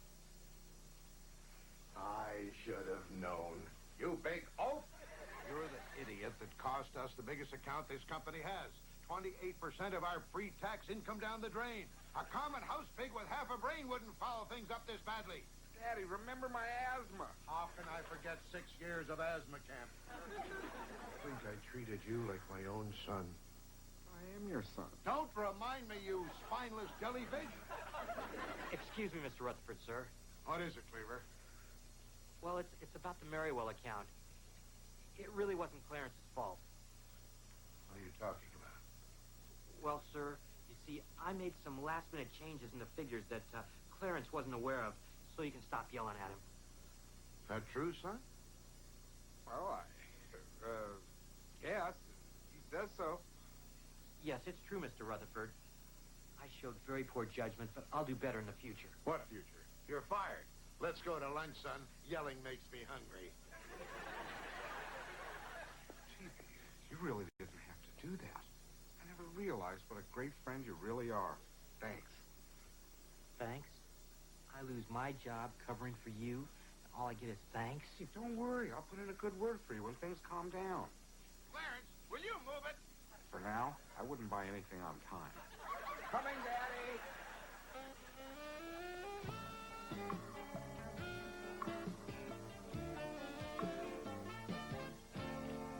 Hey, everyone. I'm taking ticket orders for the school talent show. You and J.J. Rutherford? I heard you practicing last night. No, thanks. Is that what that was? I thought maybe some cats were fighting. Nah, we're not going to be critical, Oliver. Remember, you didn't even try out for the talent show. That's because he doesn't have any talent. I do, too. I can make neat noises with my armpits. Want to hear? Oliver, didn't we discuss that last time Aunt Martha was here? Okay, troops, fall in. Oh, hi, Wally. Want some coffee? No thanks, Mom. I gotta be quick this morning. Well, if you're running late, Beaver can drive the children to school on his way to work. I'm not in that big of a hurry. My client's guilty. Come on, let's go, huh? Bye, doll. Bye. Bye, love. Have a good day. Morning, counselor. Oh, hi, Eddie. Mr. Haskell, would you like some tickets to my school talent show? Only if they're handing out air sickness bags at the door. Ignore him, honey. I do. Bye, Mom. Bye, honey. Good morning, Mrs. Cleaver. Hello, Eddie. And might I say, that's a lovely oven mitt you're wearing. Oh, well, thank you, Eddie. I always like to look my best for you. It does my heart good to see the Cleaver sense of humor unaffected in the midst of young Theodore's latest tragedy. Oh, and I hope these provisions will help see you through the hard times. Eddie, you been eating lunch behind the tar truck again? Please, you don't have to hide your pain from me. We're like family. Eddie, don't say that. What's this all about? Wait, you mean the Beef didn't tell you? Old man Rutherford gave him his walking papers. Beaver's fired? Yeah, I got it straight from the lump. He's history. Out on the street. Adios, muchacho. Kaput. But I'm sure the Beaver will bounce right back again. Oh, would you mind signing a receipt for this so I can deduct it as a charitable contribution? Well, now, Eddie, that's a very nice gesture. But we're not scraping the bottom of the barrel just yet. No breakfast for me. I'm off to the office. Oh, hi, Eddie. Oh, and Mom, don't hold dinner for me. I'm going to be working late tonight. You know, this reminds me of an old Alfred Hitchcock show. This guy got fired, but he couldn't tell his family. So every day for 3 years, he pretended to go to the office. One day, something finally snapped, and he went back to see his old boss again. Only this time, he had a bomb in his briefcase.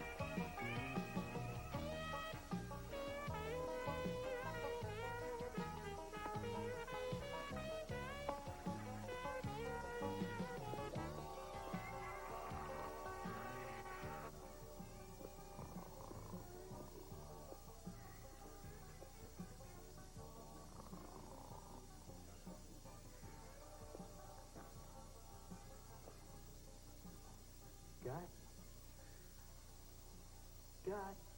Who's there? Who is it? It's me, the Beaver. Beaver? You know, God. Beaver Cleaver. Oh, Beaver. Haven't seen you around for some time. Yeah, it has been a while. How's school? God, I don't go to school anymore. Don't tell me it's 3 o'clock already.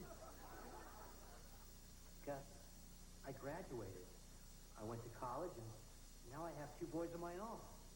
Oh, glad to see you made something of yourself, Beaver.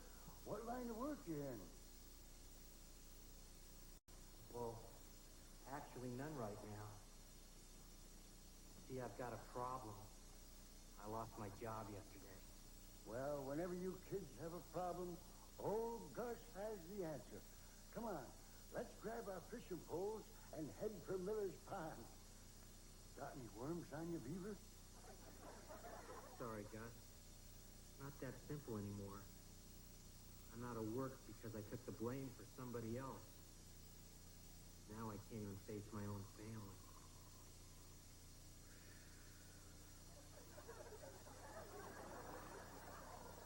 Gus? Who is it? It's me, Gus, Beaver. What should I do, Gus? Well, you're big for a 7th grader. Why don't you try out for football? I just don't understand. I could have bailed out and saved my job, but I didn't even try. Well, if there's one thing I learned in all my years, it's that folks usually do stuff for a good reason. Well, I guess the reason was I wasn't really happy there. See, I told you. There's a good reason. So then, I really didn't get fired. I quit. There you go. Thanks, Gus. It's been great seeing you again. Don't make yourself so scarce, young fella.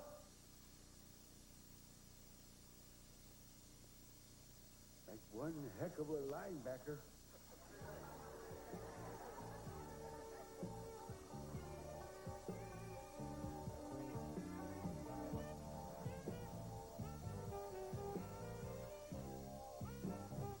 How long do we gotta pretend we don't know Dad? Pretend he's got a job.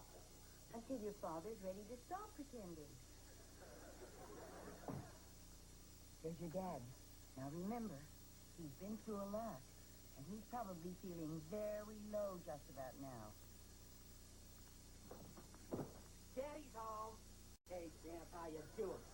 Hey, Wally. Hey, Mom. Hi. Hey. Great news, everybody. I got fired. Oh, well, that is great news.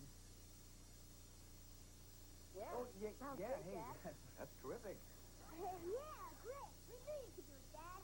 Glad to hear that. You guys don't seem very surprised. Well, actually, Eddie Haskell broke the good news to us this morning. Hey, what in the world happened between you and the Rutherfords? It doesn't matter. I can start fresh. New job, new challenge. The sky's the limit. Hey, Dad, why don't you be our school crossing guard? Mr. Sanders is colorblind, and he gets mixed up every time the light changes. Well, keep it in mind, Ollie. Right now, I think I'm looking for a job that I'm a little more qualified for. Well, I hope you find one soon. I got a paper due next week on what my father did for a living. Oh, you do, do you?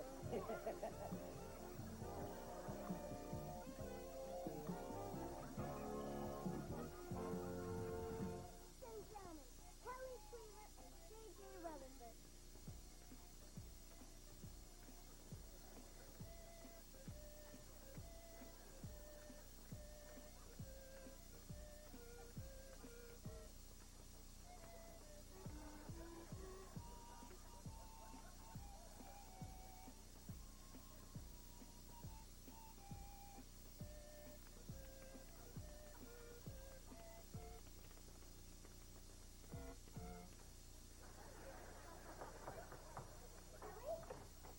Kelly, look, they printed my Little Metropolis mailbag, and Superman does wear a cape at dinner.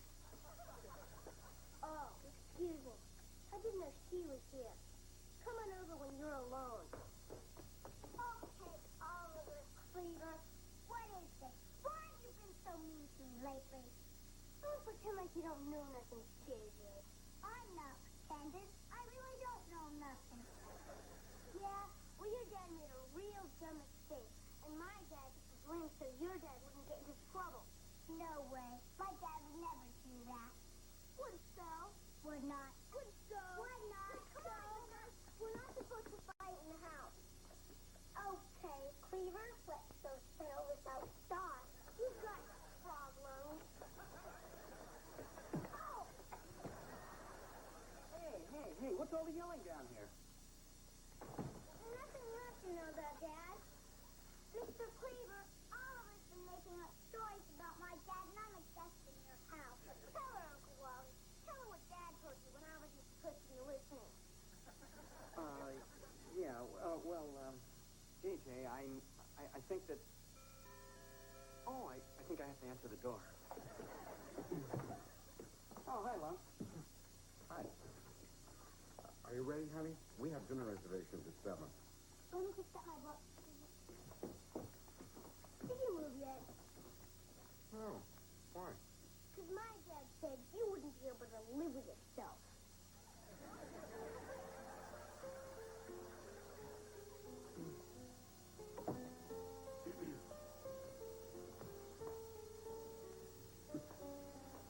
Sure it's dark out. So, what's new with the law? Well, right now I'd say it's the only thing that's keeping Beaver from blowing up your car. Give me a break. You know there was nothing I could do. I mean, it's a jungle out there. Dog eat dog, big fish eat little fish. Yeah, come on, who do you think you're talking to? Marlon Perkins? I know what happened over there. You were afraid to stand up to your father, just like you've always been. That's not true. When he told me to buy a blue Mercedes, I bought a red one instead. Yeah, when he was out of town. Look, it was the same thing when you were 15 years old and he made you take tuba lessons. You never did tell him how much you hated it. You know, you just can't talk to my dad the way you could talk to yours. Will you look at yourself, Lump? He's got you so afraid you can't even admit the truth. Hey, you're bright. Some people are so inconsiderate. Clara, That's my little mushroom. Oliver says you let Mr. Cleaver get fired because of something you did. I told him my dad wouldn't do anything like that. It's not true, is it? What's Sitcom? About Mr. Cleaver's job. Hey, Sitcom. Why don't we stop and get a triple scoop of sprinkles, just the way you like it? No, thanks, Daddy. Let's just go home.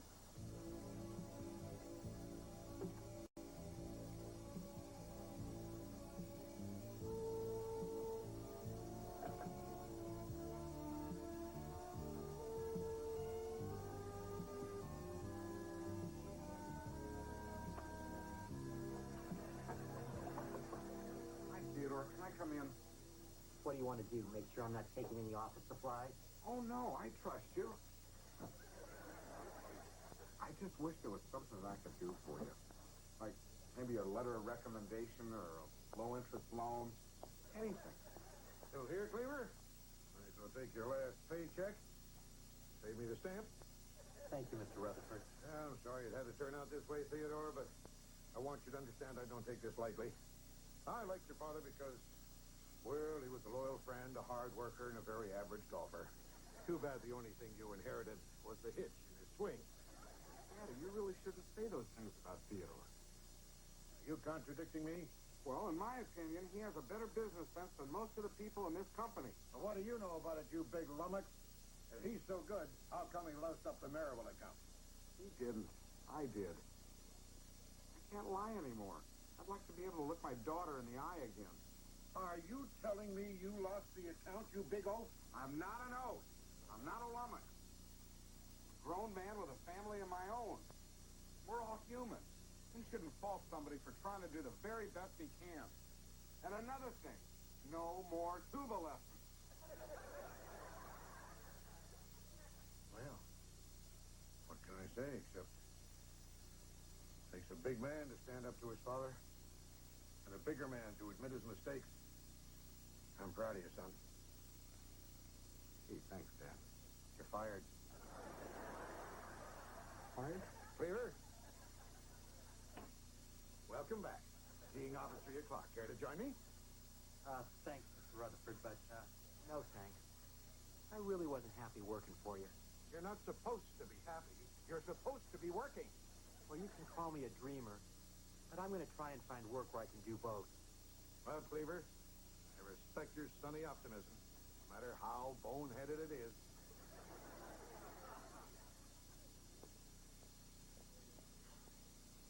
Gee, Theodore.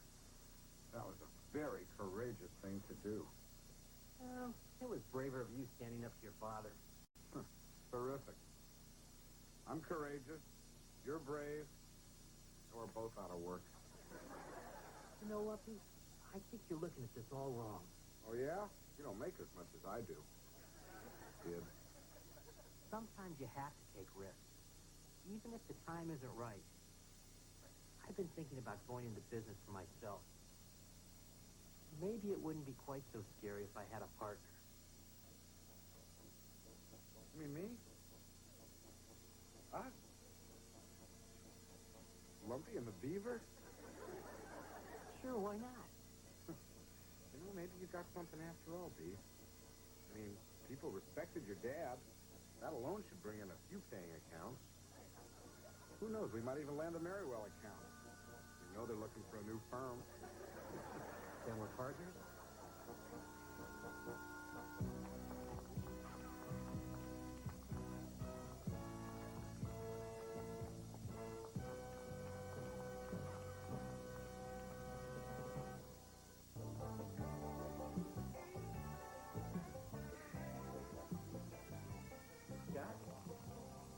Scott? How you doing? Well, hello there, Beaver. Find a job? No. As a matter of fact, I started my own business. Smart move. These your partners? No, these are my sons. Skip and this is Ollie. How about that? Beaver Cleaver's boy. Live long enough and you get to see everything. Gus, we were wondering if you'd join us down at North Palm for a little fishing. I'd really like that, Chippy. But I'm afraid I made other plans.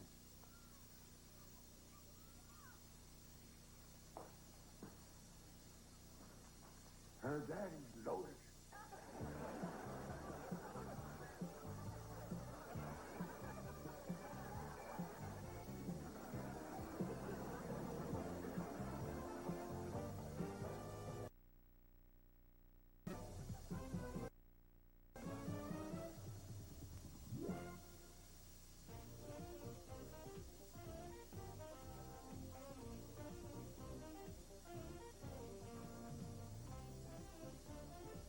Follow zany exploits with the wily Ron Oliver and Ralph, the happy contest goose, taking an interview with Colin James, videos from Bon Jovi, Soul to Soul, Paul Hyde, and Jane Child, plus an evangelist turned stock comedian, Sam Kinison, on the ever-cool Ron Oliver Show. Sunday night at 9, here on YTV.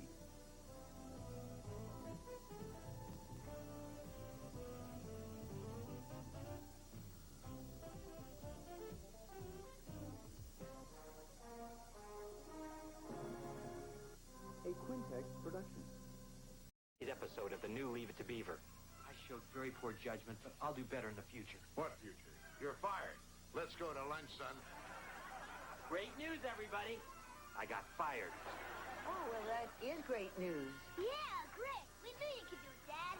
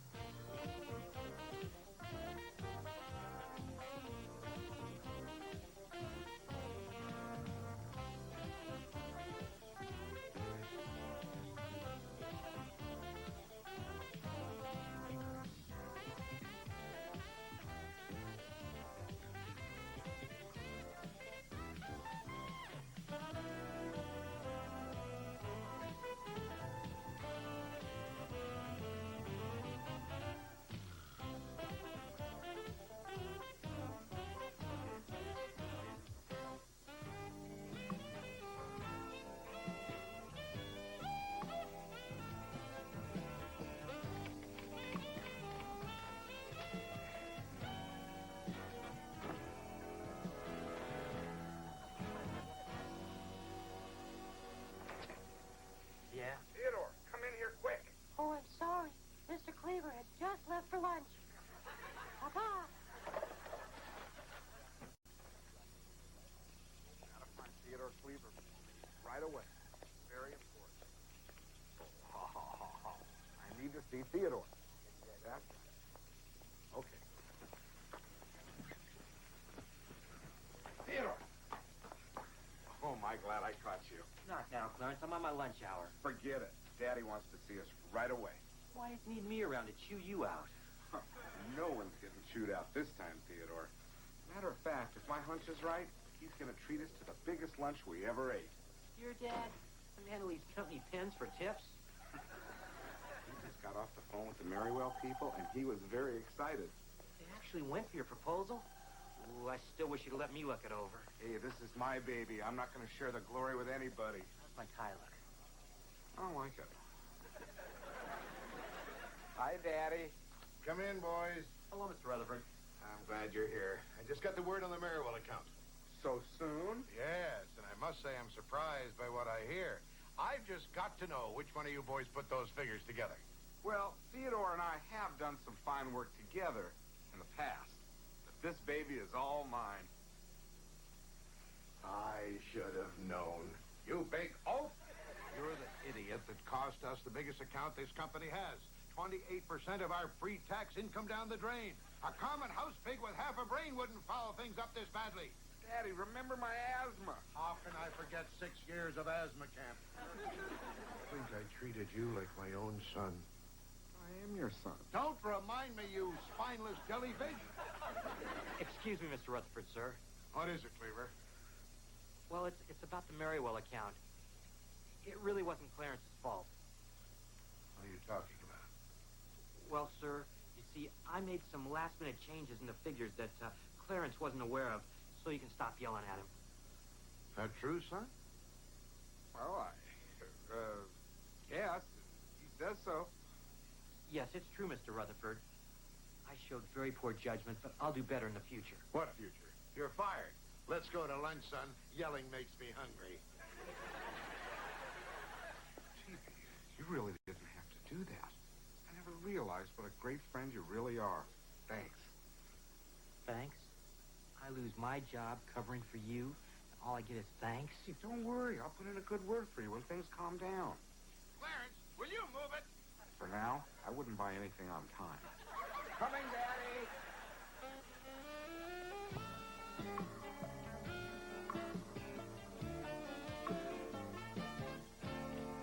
Hey, everyone. I'm taking ticket orders for the school talent show. You and J.J. Rutherford?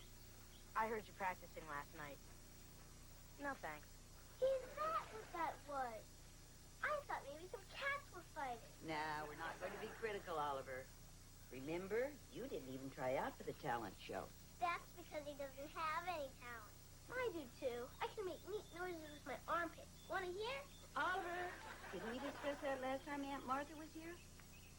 Okay, troops, fall in. Oh, hi, Wally. Want some coffee? No thanks, Mom. I gotta be quick this morning. Well, if you're running late, Beaver can drive the children to school on his way to work. I'm not in that big of a hurry. My client's guilty. Come on, let's go, huh? Bye, doll. Bye. Bye, love. Have a good day. Morning, Counselor. Oh, hi, Eddie. Mr. Haskell, would you like tickets to my school talent show? Only if they're handing out air sickness bags at the door. Ignore him, honey. I do. Bye, Mom. Bye, honey. Good morning, Mrs. Cleaver. Hello, Eddie. And might I say, that's a lovely oven mitt you're wearing. Oh, well, thank you, Eddie. I always like to look my best for you. It does my heart good to see the Cleaver sense of humor unaffected in the midst of young Theodore's latest tragedy. Oh, and I hope these provisions will help see you through the hard times. Eddie, you've been eating lunch behind the tar truck again? Oh, please, you don't have to hide your pain from me. We're like family. Eddie, don't say that. What's this all about? Wait, you mean the beef didn't tell you? Old man Rutherford gave him his walking papers. Beaver's fired? Yeah, I got it straight from the lump. He's history. Out on the street. Adios, muchacho. Kaput. But I'm sure the beef will bounce right back again. Oh, would you mind signing a receipt for this so I can deduct it as a charitable contribution? Well, now, Eddie, that's a very nice gesture. But we're not scraping the bottom of the barrel just yet. No breakfast for me. I'm off to the office. Oh, hi, Eddie. Oh, and Mom, don't hold dinner for me. I'm going to be working late tonight. You know, this reminds me of an old Alfred Hitchcock show. This guy got fired, but he couldn't tell his family. So every day for 3 years, he pretended to go to the office. One day, something finally snapped, and he went back to see his old boss again. Only this time, he had a bomb in his briefcase.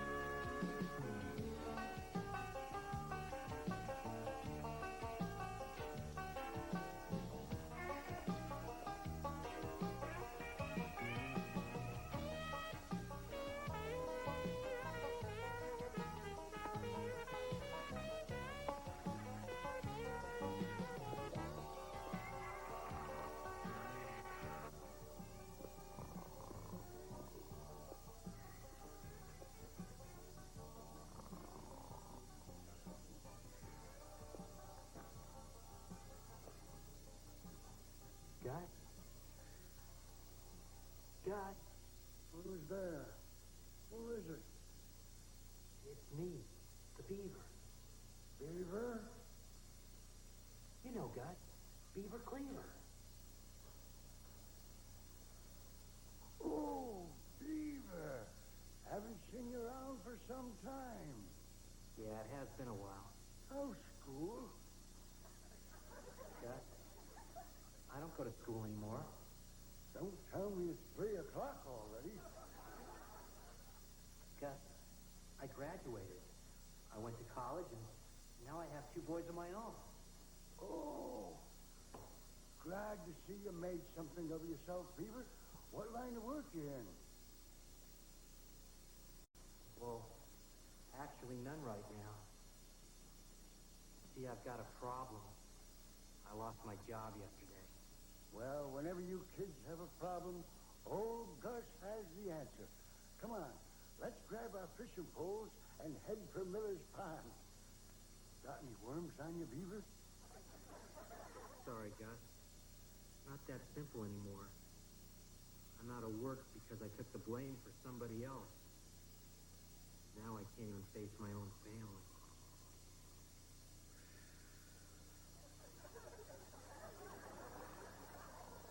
Gus? Who is it? It's me, Gus, Beaver. What should I do, Gus? Well, you're big for a 7th grader. Why don't you try out for football? I just don't understand. I could have bailed out and saved my job, but I didn't even try. Well, if there's one thing I learned in all my years, it's that folks usually do stuff for a good reason. Well, I guess the reason was I wasn't really happy there. See, I told you. There's a good reason. So then, I really didn't get fired. I quit. There you go. Thanks, Gus. It's been great seeing you again. Don't make yourself so scarce, young fella.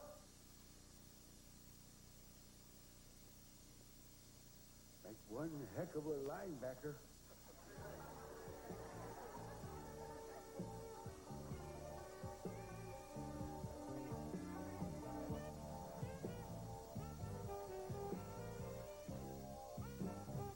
How long do we gotta pretend we don't know Dad's pretending he's got a job? Until your father's ready to stop pretending. There's your dad. Now remember, he's been through a lot, and he's probably feeling very low just about now. Daddy's home. Hey, Champ, how you doing? Hey, Wally. Hey, Mom. Hi. Hey. Great news, everybody. I got fired. Oh, well, that is great news. Yeah. Oh, yeah, Sounds yeah, good, hey, Dad. that's terrific. Yeah, great. We knew you could do it, Dad. Glad to hear that. You guys don't seem very surprised. Well, actually, Eddie Haskell broke the good news to us this morning. Hey, what in the world happened between you and the Rutherfords? It doesn't matter. I can start fresh. New job, new challenge. The sky's the limit. Hey, Dad. Why don't you be our school crossing guard? Mr. Sanders is colorblind, and he gets mixed up every time the light changes. Well, keep it in mind, Ollie. Right now, I think I'm looking for a job that I'm a little more qualified for. Well, I hope you find one soon. I got a paper due next week on what my father did for a living. Oh, you too, do you?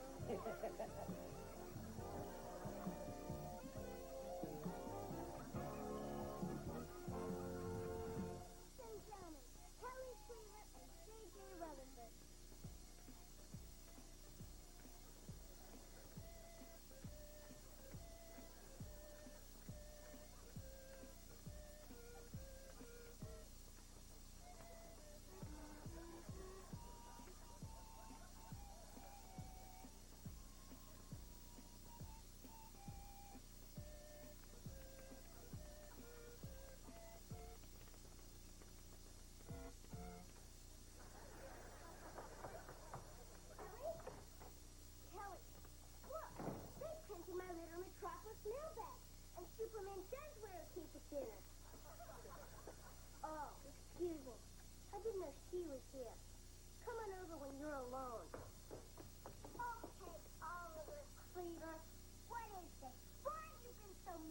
lately? Don't pretend like you don't know nothing, JJ. I'm not pretending. I really don't know nothing. Yeah, well, your dad made a real dumb mistake. And my dad took the blame so your dad wouldn't get into trouble. No way. My dad would never do that. Would so. Would not. Would so. Would not. Come on. We're not supposed to fight in the house. Okay, Cleaver, let's go settle this outside. You've got problems. Oh! Hey, what's all the yelling down here? Nothing you have to know about, Dad. Mr. Cleaver, all of us been making up stories about my dad, and I'm a guest in your house. Tell her, Uncle Wally. Tell her what Dad told you when I wasn't supposed to be listening. JJ, I think that... Oh, I think I have to answer the door. Oh, hi, Lum. Hi. Are you ready, honey? We have dinner reservations at 7. Let me just get my book. Did you move yet? No. Why? Because my dad said you wouldn't be able to live with yourself.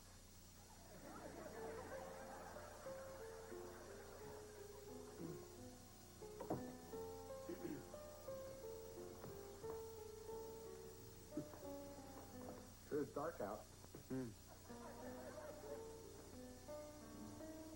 So, what's new with the law? Well, right now I'd say it's the only thing that's keeping Beaver from blowing up your car. Give me a break. You know there was nothing I could do. I mean, it's a jungle out there. Dog eat dog, big fish eat little fish. Yeah, come on, who do you think you're talking to? Marlon Perkins? I know what happened over there. You were afraid to stand up to your father, like you've always been. That's not true. When he told me to buy a blue Mercedes, I bought a red one instead. Yeah, when he was out of town.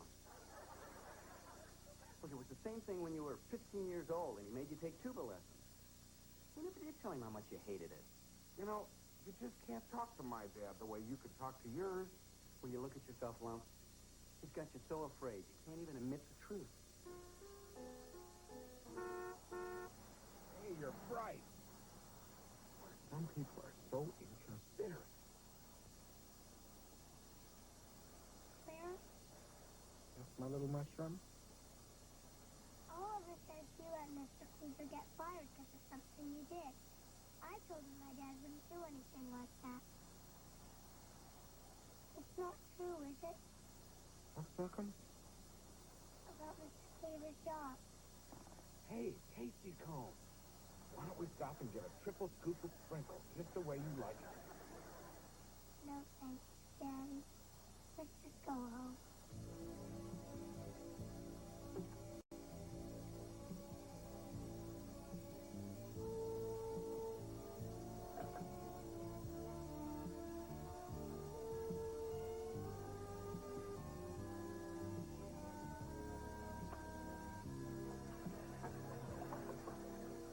Can I come in? What do you want to do? Make sure I'm not taking any office supplies? Oh, no, I trust you. I just wish there was something that I could do for you. Like maybe a letter of recommendation or a low-interest loan. Anything. Still here, Cleaver? Might as well take your last paycheck. Save me the stamp.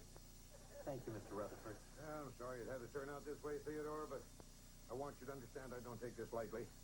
I liked your father because, well, he was a loyal friend, a hard worker, and a very average golfer. Too bad the only thing you inherited was the hitch in his swing. Daddy, you really shouldn't say those things about Theodore. Are you contradicting me? Well, in my opinion, he has a better business sense than most of the people in this company. Well, what do you know about it, you big lummox? If he's so good, how come he loused up the Maryville account? He didn't. I did. I can't lie anymore. I'd like to be able to look my daughter in the eye again. Are you telling me you lost the account, you big oaf? I'm not an oaf. I'm not a lummox. I'm a grown man with a family of my own. We're all human. He shouldn't fault somebody for trying to do the very best he can. And another thing, no more tuba lessons. Well, what can I say except it takes a big man to stand up to his father and a bigger man to admit his mistakes. I'm proud of you, son. Gee, thanks, Dad. You're fired. Fired? Beaver? Welcome back. Teeing off at 3 o'clock. Care to join me? Thanks, Mr. Rutherford, but, No, thanks. I really wasn't happy working for you. You're not supposed to be happy. You're supposed to be working. Well, you can call me a dreamer, but I'm going to try and find work where I can do both. Well, Cleaver, I respect your sunny optimism, no matter how boneheaded it is.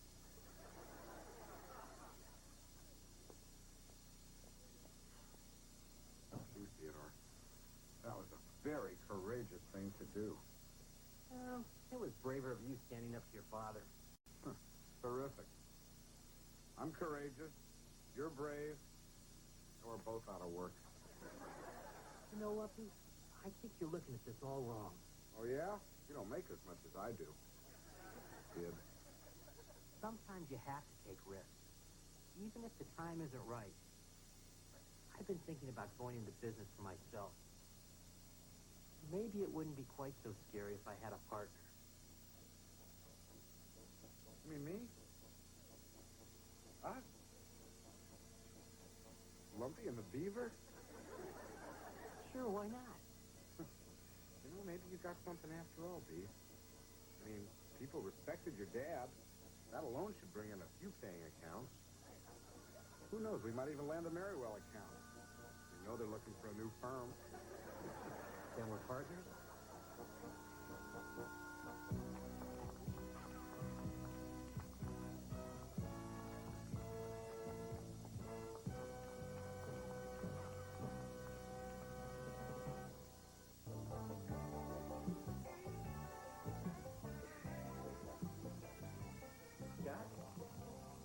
Scott? How you doing? Well, hello there, Beaver. Find a job? No. As a matter of fact, I started my own business. Smart move. These your partners? No, these are my sons. This is Skip and this is Ollie. How about that? Beaver Cleaver's boy. Live long enough and you get to see everything. Frank, we were wondering if you'd join us down at North Palm for a little fishing. I'd really like that, Kippy. But I'm afraid I've made other plans.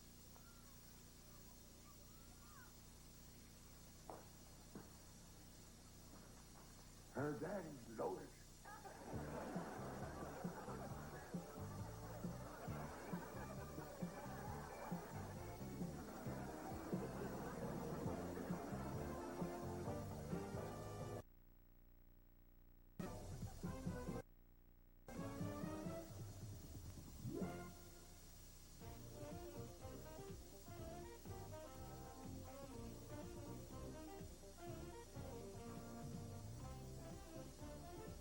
Follow zany exploits with the wily Ron Oliver and Ralph, the happy contest goose. Taking an interview with Colin James, videos from Bon Jovi, Soul to Soul, Paul Hyde, and Jane Child, plus an evangelist turned stock comedian, Sam Kinison, on the ever-cool Ron Oliver Show.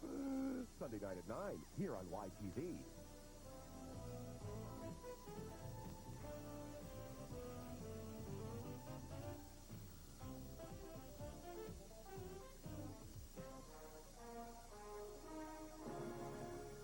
A Quintex production.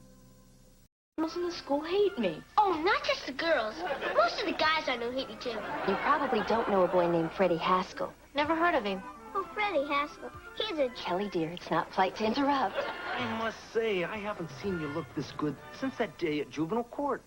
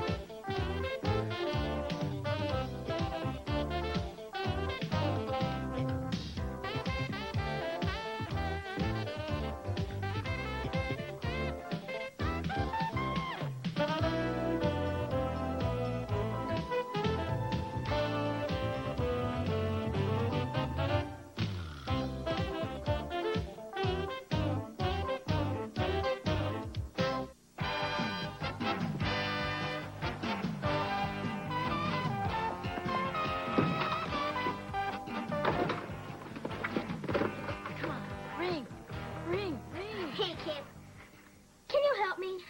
I gotta do a home safety report for class. Can't right now. But if you want an A, the most important thing is a nice cover. Hi, Dad. Can I have $5? Is that any way to greet your father? Dad, do you have any exposed wires or gasoline-soaked rags under your bed? That's better. Hello, Susie? Oh, hi. Great, thanks. Bye. Dad, I really need the money. See, my first school dance is Saturday. And it's not even in a gym. It's in a hotel and everything. And I sort of got a date. Of course, I'll give you the money. You know, it seems like only yesterday I was going to my first school dance. Hope you have a better time than I did. I'm sure Susie can't kick as hard as Judy Hensel. I'm not going with Susie. I'm going with Tracy. Wasn't that Susie on the phone? Oh, yeah. You see, she talked to Amanda, who lives next to Tiffany, who asked Tracy if she'd go with me. And Tracy said yes. All I gotta do is ask her. That sounds simple enough. Thanks, Dad. Dad, how well do you know your fuse box? It must be time for Mr. Bloomgarten's home safety check. Sure is. I gotta write down every fire hazard in the house. I want to get a good grade in my report. Then be sure to put a nice cover on it.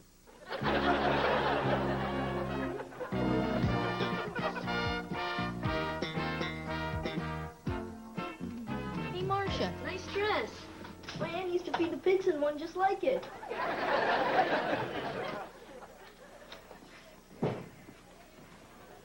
Hey, anyone lose $1? Sucker! Hey, you wanna try it, kid? I don't have time for that stuff anymore. I gotta go buy tickets for the dance. I'm asking Tracy. Tracy, that beanpole? You gotta be kidding. If you glued a nail to her head, you could pick up trash with her. Knock it off. There she is. Hey. Awesome. I don't see why she bothers with the lock. If she wants a book, all she has to do is slide through the vent. Here's your chance, Lance. Go ask her. There's no hurry. I can ask her later. Attention, everyone! Hip Cleaver is afraid. Okay. I'll ask her. Come on. Hi. Hi. You want to go to the dance? Okay. Bye. Bye. Did it. Can you believe it? I did it. I can hardly wait for the evening news. I don't see you asking anybody. You're not afraid, are you? Au contraire, amigo. I'd be happy to demonstrate my mystical powers over women. But, as you can see, there are none about. I think you're scared. Hey, isn't that Amy from your history class? No, it's her brother Phil. They're identical twins. Hey, don't worry about it. It'll be weeks before the entire school knows you're a coward. Yeah, I'll show you who's a coward.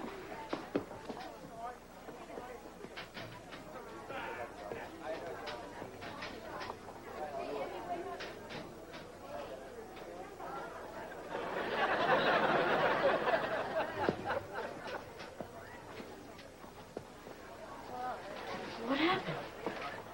All right, so I'm not the suave sophisticate the world perceives me as. I can't ask a girl out. I can't even talk to one.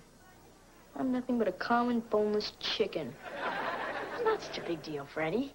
It is for me. Excuse me. I'm gonna go home and be alone.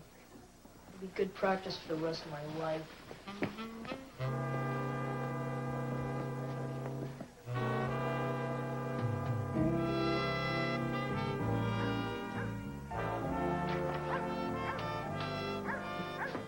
What's the matter, son? You didn't get caught cheating in school, did you? No, sir. Good. I never want to hear you've been caught. Did your mom find out you've been cutting her flowers and selling them on the turnpike ramp? No, sir. Well, that's good. I think I got a better location for you. What is it, son? You know, I'm always here to listen to your troubles and to guide you through the stormy sea we call adolescence. Well, the trouble, sir, is with girls. Girls, huh? You're on your own.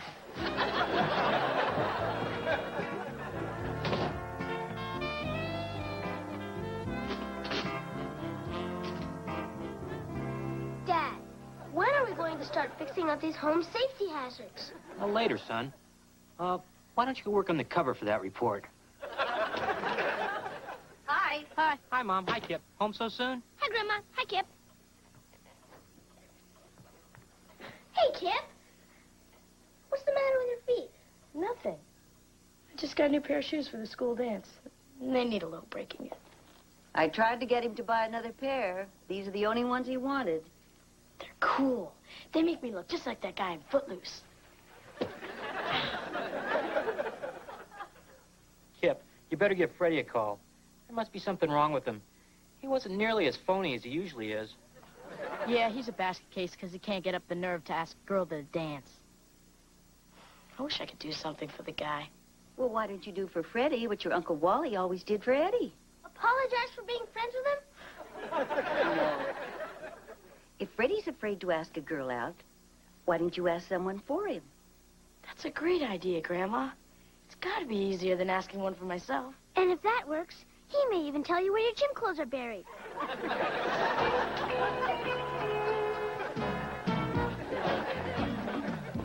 Do you want to go to the dance? Oh, Kip, I'd love to. Not with me, with Freddie Haskell. That creep? Yeah. Freddie Haskell.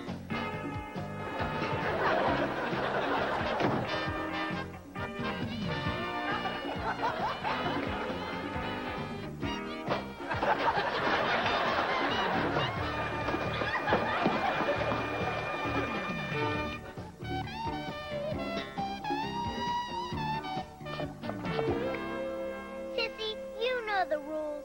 You're supposed to take a shower before you get in Bambi's hot tub. Mary Ellen, will you hurry up? We're going to miss the beginning of the concert. And where the heck's the babysitter? Don't worry, she'll be here, I promise. We won't miss a single shaboom of the 50s revival. Oh, that must be her. Finally. Darn. I've broken my earring. I'm going to run next door and borrow some crazy glue. Just put a ski mask on and let's go.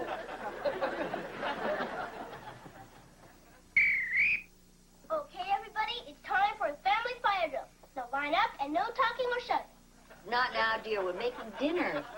Okay, we'll do it after dinner. And we'll take a look at those overloaded sockets. Right, Dad? Sorry, Ollie. After dinner, we're all going to go shopping for a freezer. Really? And what circuit are you going to plug that into? Son, don't lose any sleep over it, huh? I wish he was that conscientious about feeding his goldfish. Hello. Information? Yes. Please give me the number for the fire department. April Fool. Now, Oliver, you know, about those circuits, now what problem could a little freezer be, huh? Freddie comes over, tell him I'm sick. Why are you hiding from Freddie? Because I need time to think of a good way to tell him he makes girls sick. Hi, everybody. Can I borrow some crazy glue? I need to fix my earring. I think there's some left. Oliver used most of it on his shoes trying to hang upside down from a board. Hi, Freddie. Hi, Freddie. Sorry to barge in, but I was in the neighborhood collecting for my favorite charity. And I thought I'd get a progress report on Kip's search for my dream date.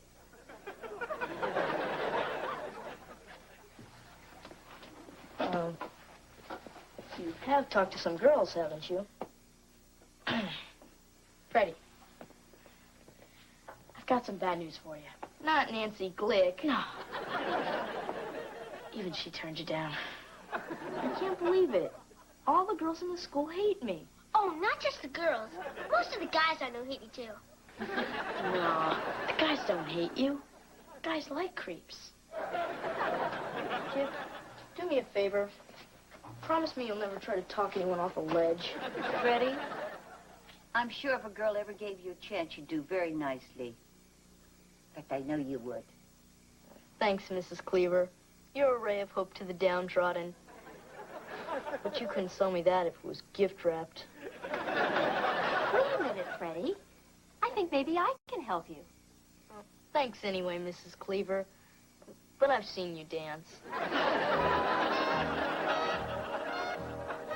I'll still help you out, Freddie.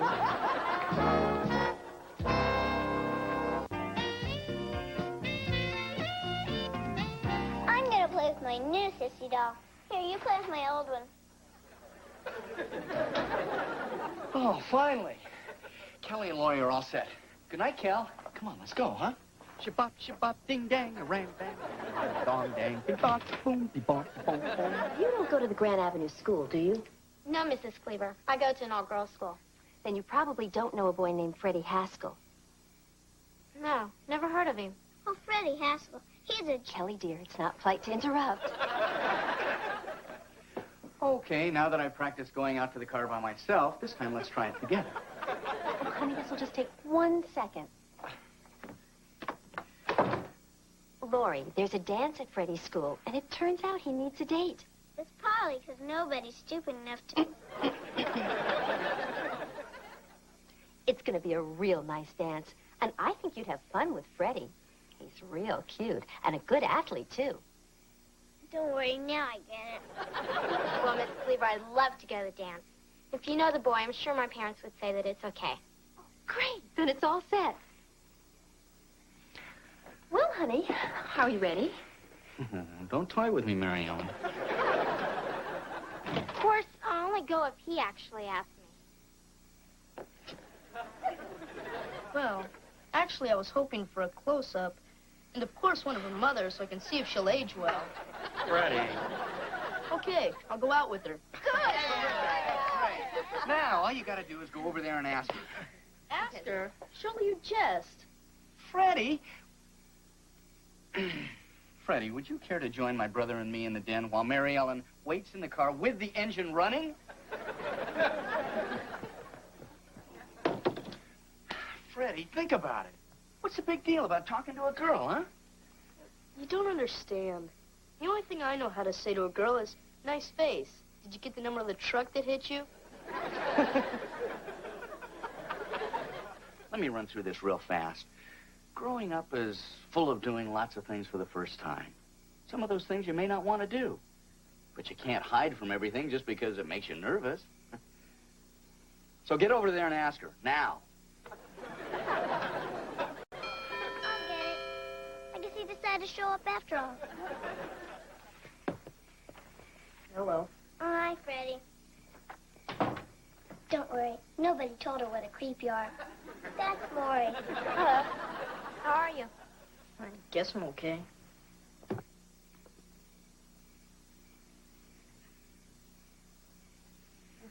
We're having fun. Excuse me?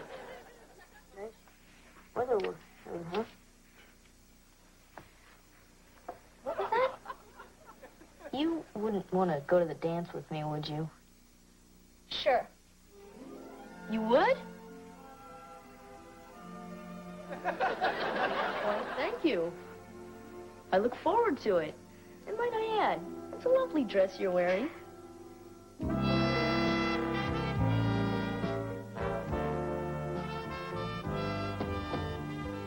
Well, sir, it's nearly post time.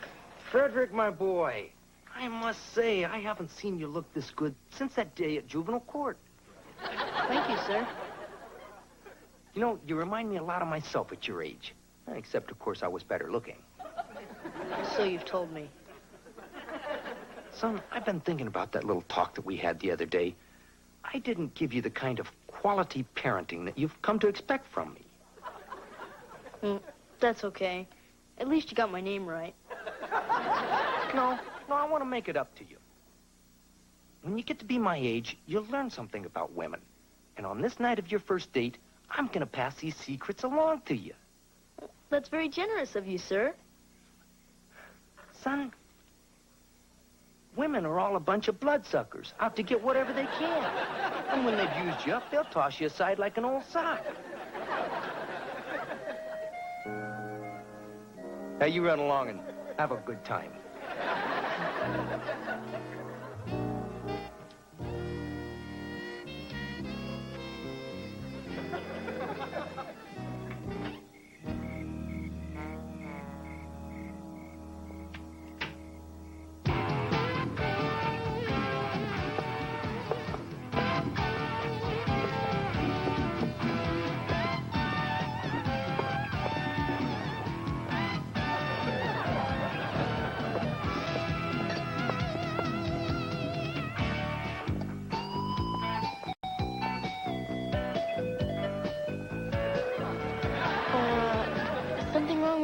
Shoes?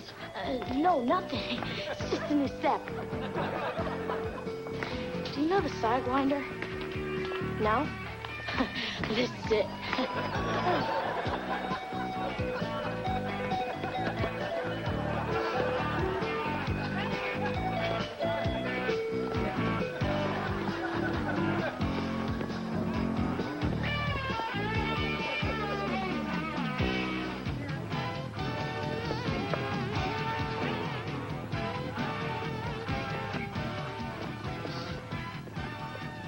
You want to dance? Can't. Old sports injury. I like sports. I play tennis, field hockey, and basketball. I breed snakes.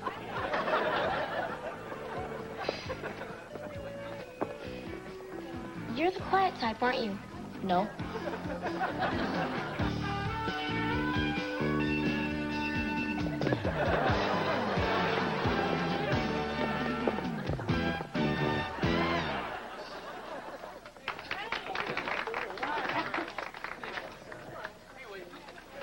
All this talking probably made you thirsty.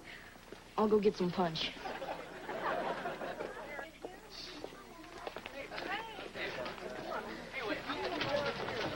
Hi, Kip.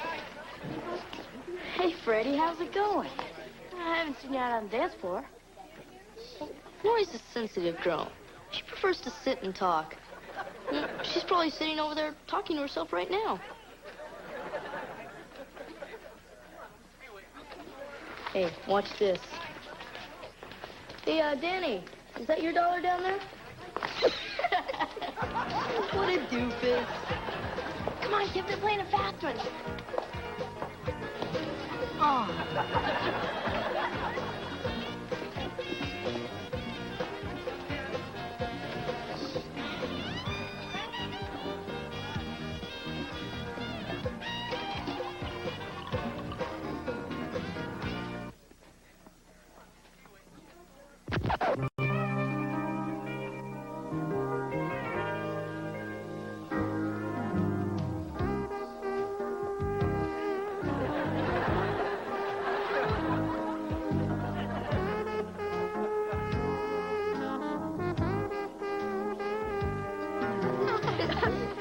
See, that's disgusting. Watch this.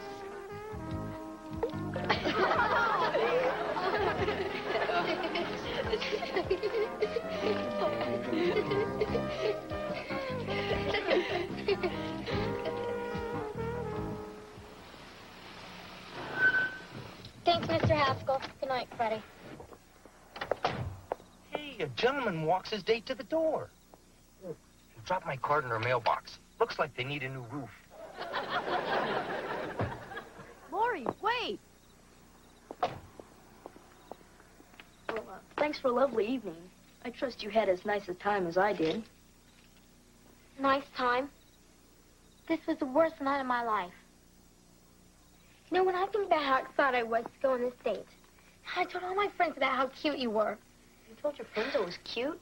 And I even bought a new dress. And for what? To sit in a chair all night? If you hated me so much, why did you ask me out in the first place? Look, I don't hate you. It's just that I've never been on a date before, and I kind of choke up in front of girls. I thought I did something wrong. No, you were okay. It's just me. Just sorry this evening turned out so bad. Guess I'll never be able to talk to girls. You're doing it right now. I am, aren't I? You know, for the first time tonight, you're acting like someone a girl might enjoy going out with. Hey, how about that? Does this mean you might want to try it again sometime? I don't know. Maybe.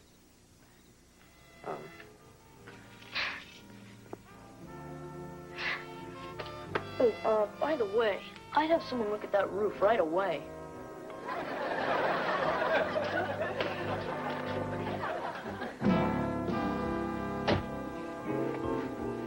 So, how did it go? She doesn't hate me. That's my boy.